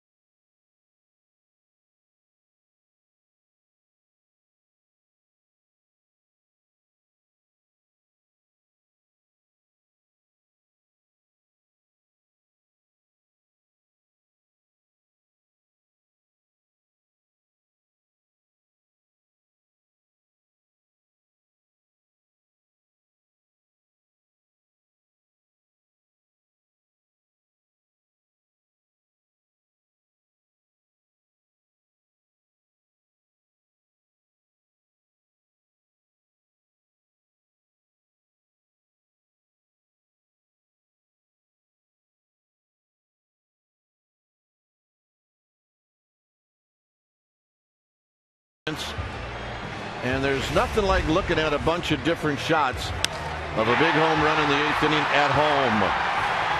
Yeah, certainly a swing of the bat that Hunter Pence will never forget. Anytime you join a new club, you're looking for ways to impress, and when you're in a situation where you can put your team ahead late in the game with a home run, especially for a Giants team that's only hit 17 home runs all year here, he unloads and lights this candle, believe me.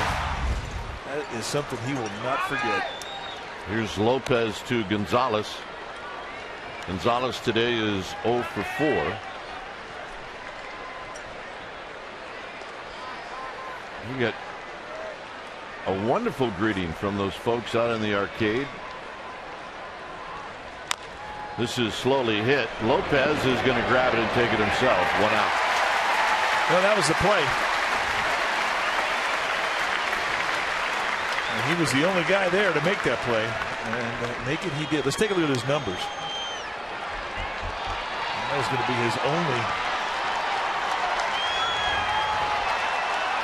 In fact, we're not going to see his numbers. We're going to see Sergio Romo's numbers as Bruce Bochy comes in and says, thank you for your contribution. Well, when he said committee, he wasn't lying, was he? No, he was not. So Lopez does his job as he gets the very tough Carlos Gonzalez.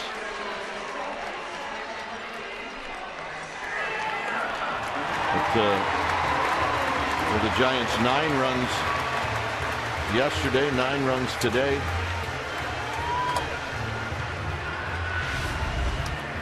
Again, here's the pitch to Pence. Well, you're going to see that a lot tonight. Comcast Sportsnet Bay Area replays this game, but it really gets a monkey off his back because he's been grinding, and I mean not just since he's been here in San Francisco. The month of July was not a friend to him. He has been in a long slump, and today we're seeing signs of him coming out of it in a big way. Here's the fan reaction.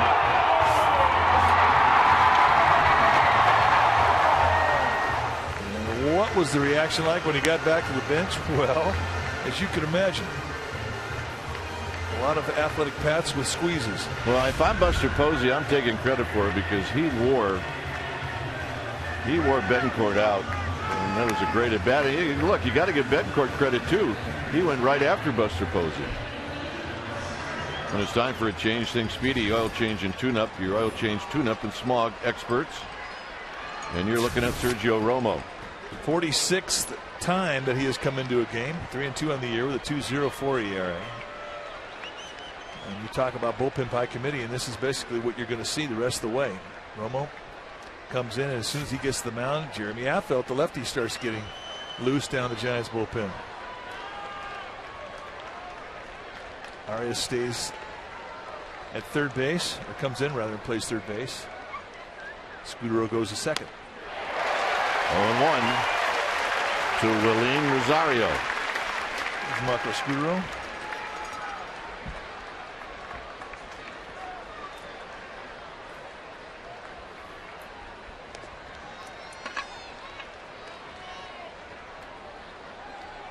Rosario has walked twice. He's scored once. And the breaking ball had Rosario moving away. It's nothing than 2. It just gives you an idea of how he's not seeing it. When he was backing away thinking that ball might get close to hitting him, and all of a sudden, boom, it comes back in the strike zone. That unnerves a hitter.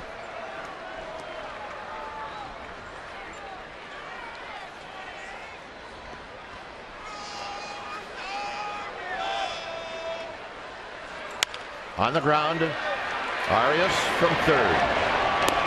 2 outs.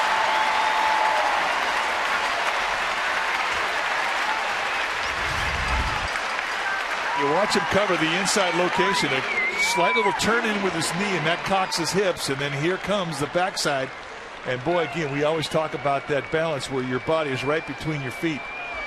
For a lot of this last month, he's been out on that front foot, not able to utilize that back leg strength, and you got every bit of that one. We did that event last night where he sat, very close to us, maybe 5 or 6 feet away. As here's Jordan Pacheco, and we both noticed the size of his hands at the same time. He has got some huge paws. 0-1 to Pacheco. Pacheco's had a nice day, a couple of hits. He's got a sacrifice fly. And there's that wicked slider, and it's 1 ball and 1 strike. Giants had 5 hits in that 8th inning. In that inning, Pagan also drew a walk.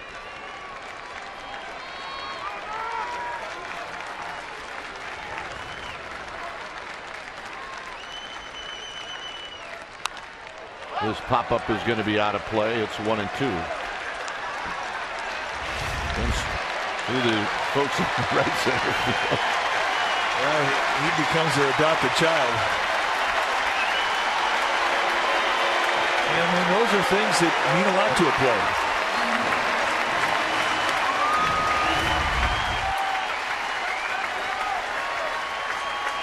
So it's 1-2.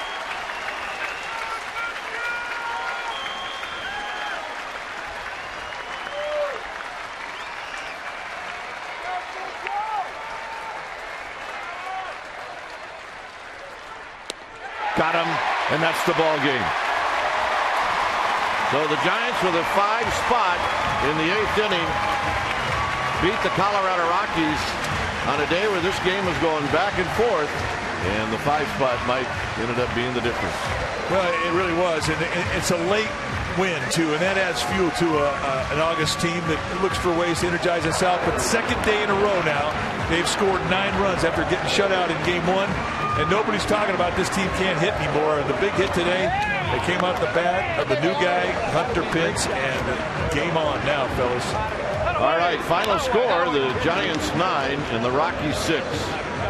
Stay tuned. Eastern's Giants postgame live with interviews and the wrap starts right now. Thanks for watching San Francisco Giants baseball on Comcast Sportsnet, and it's all part of the NBC Sports Group.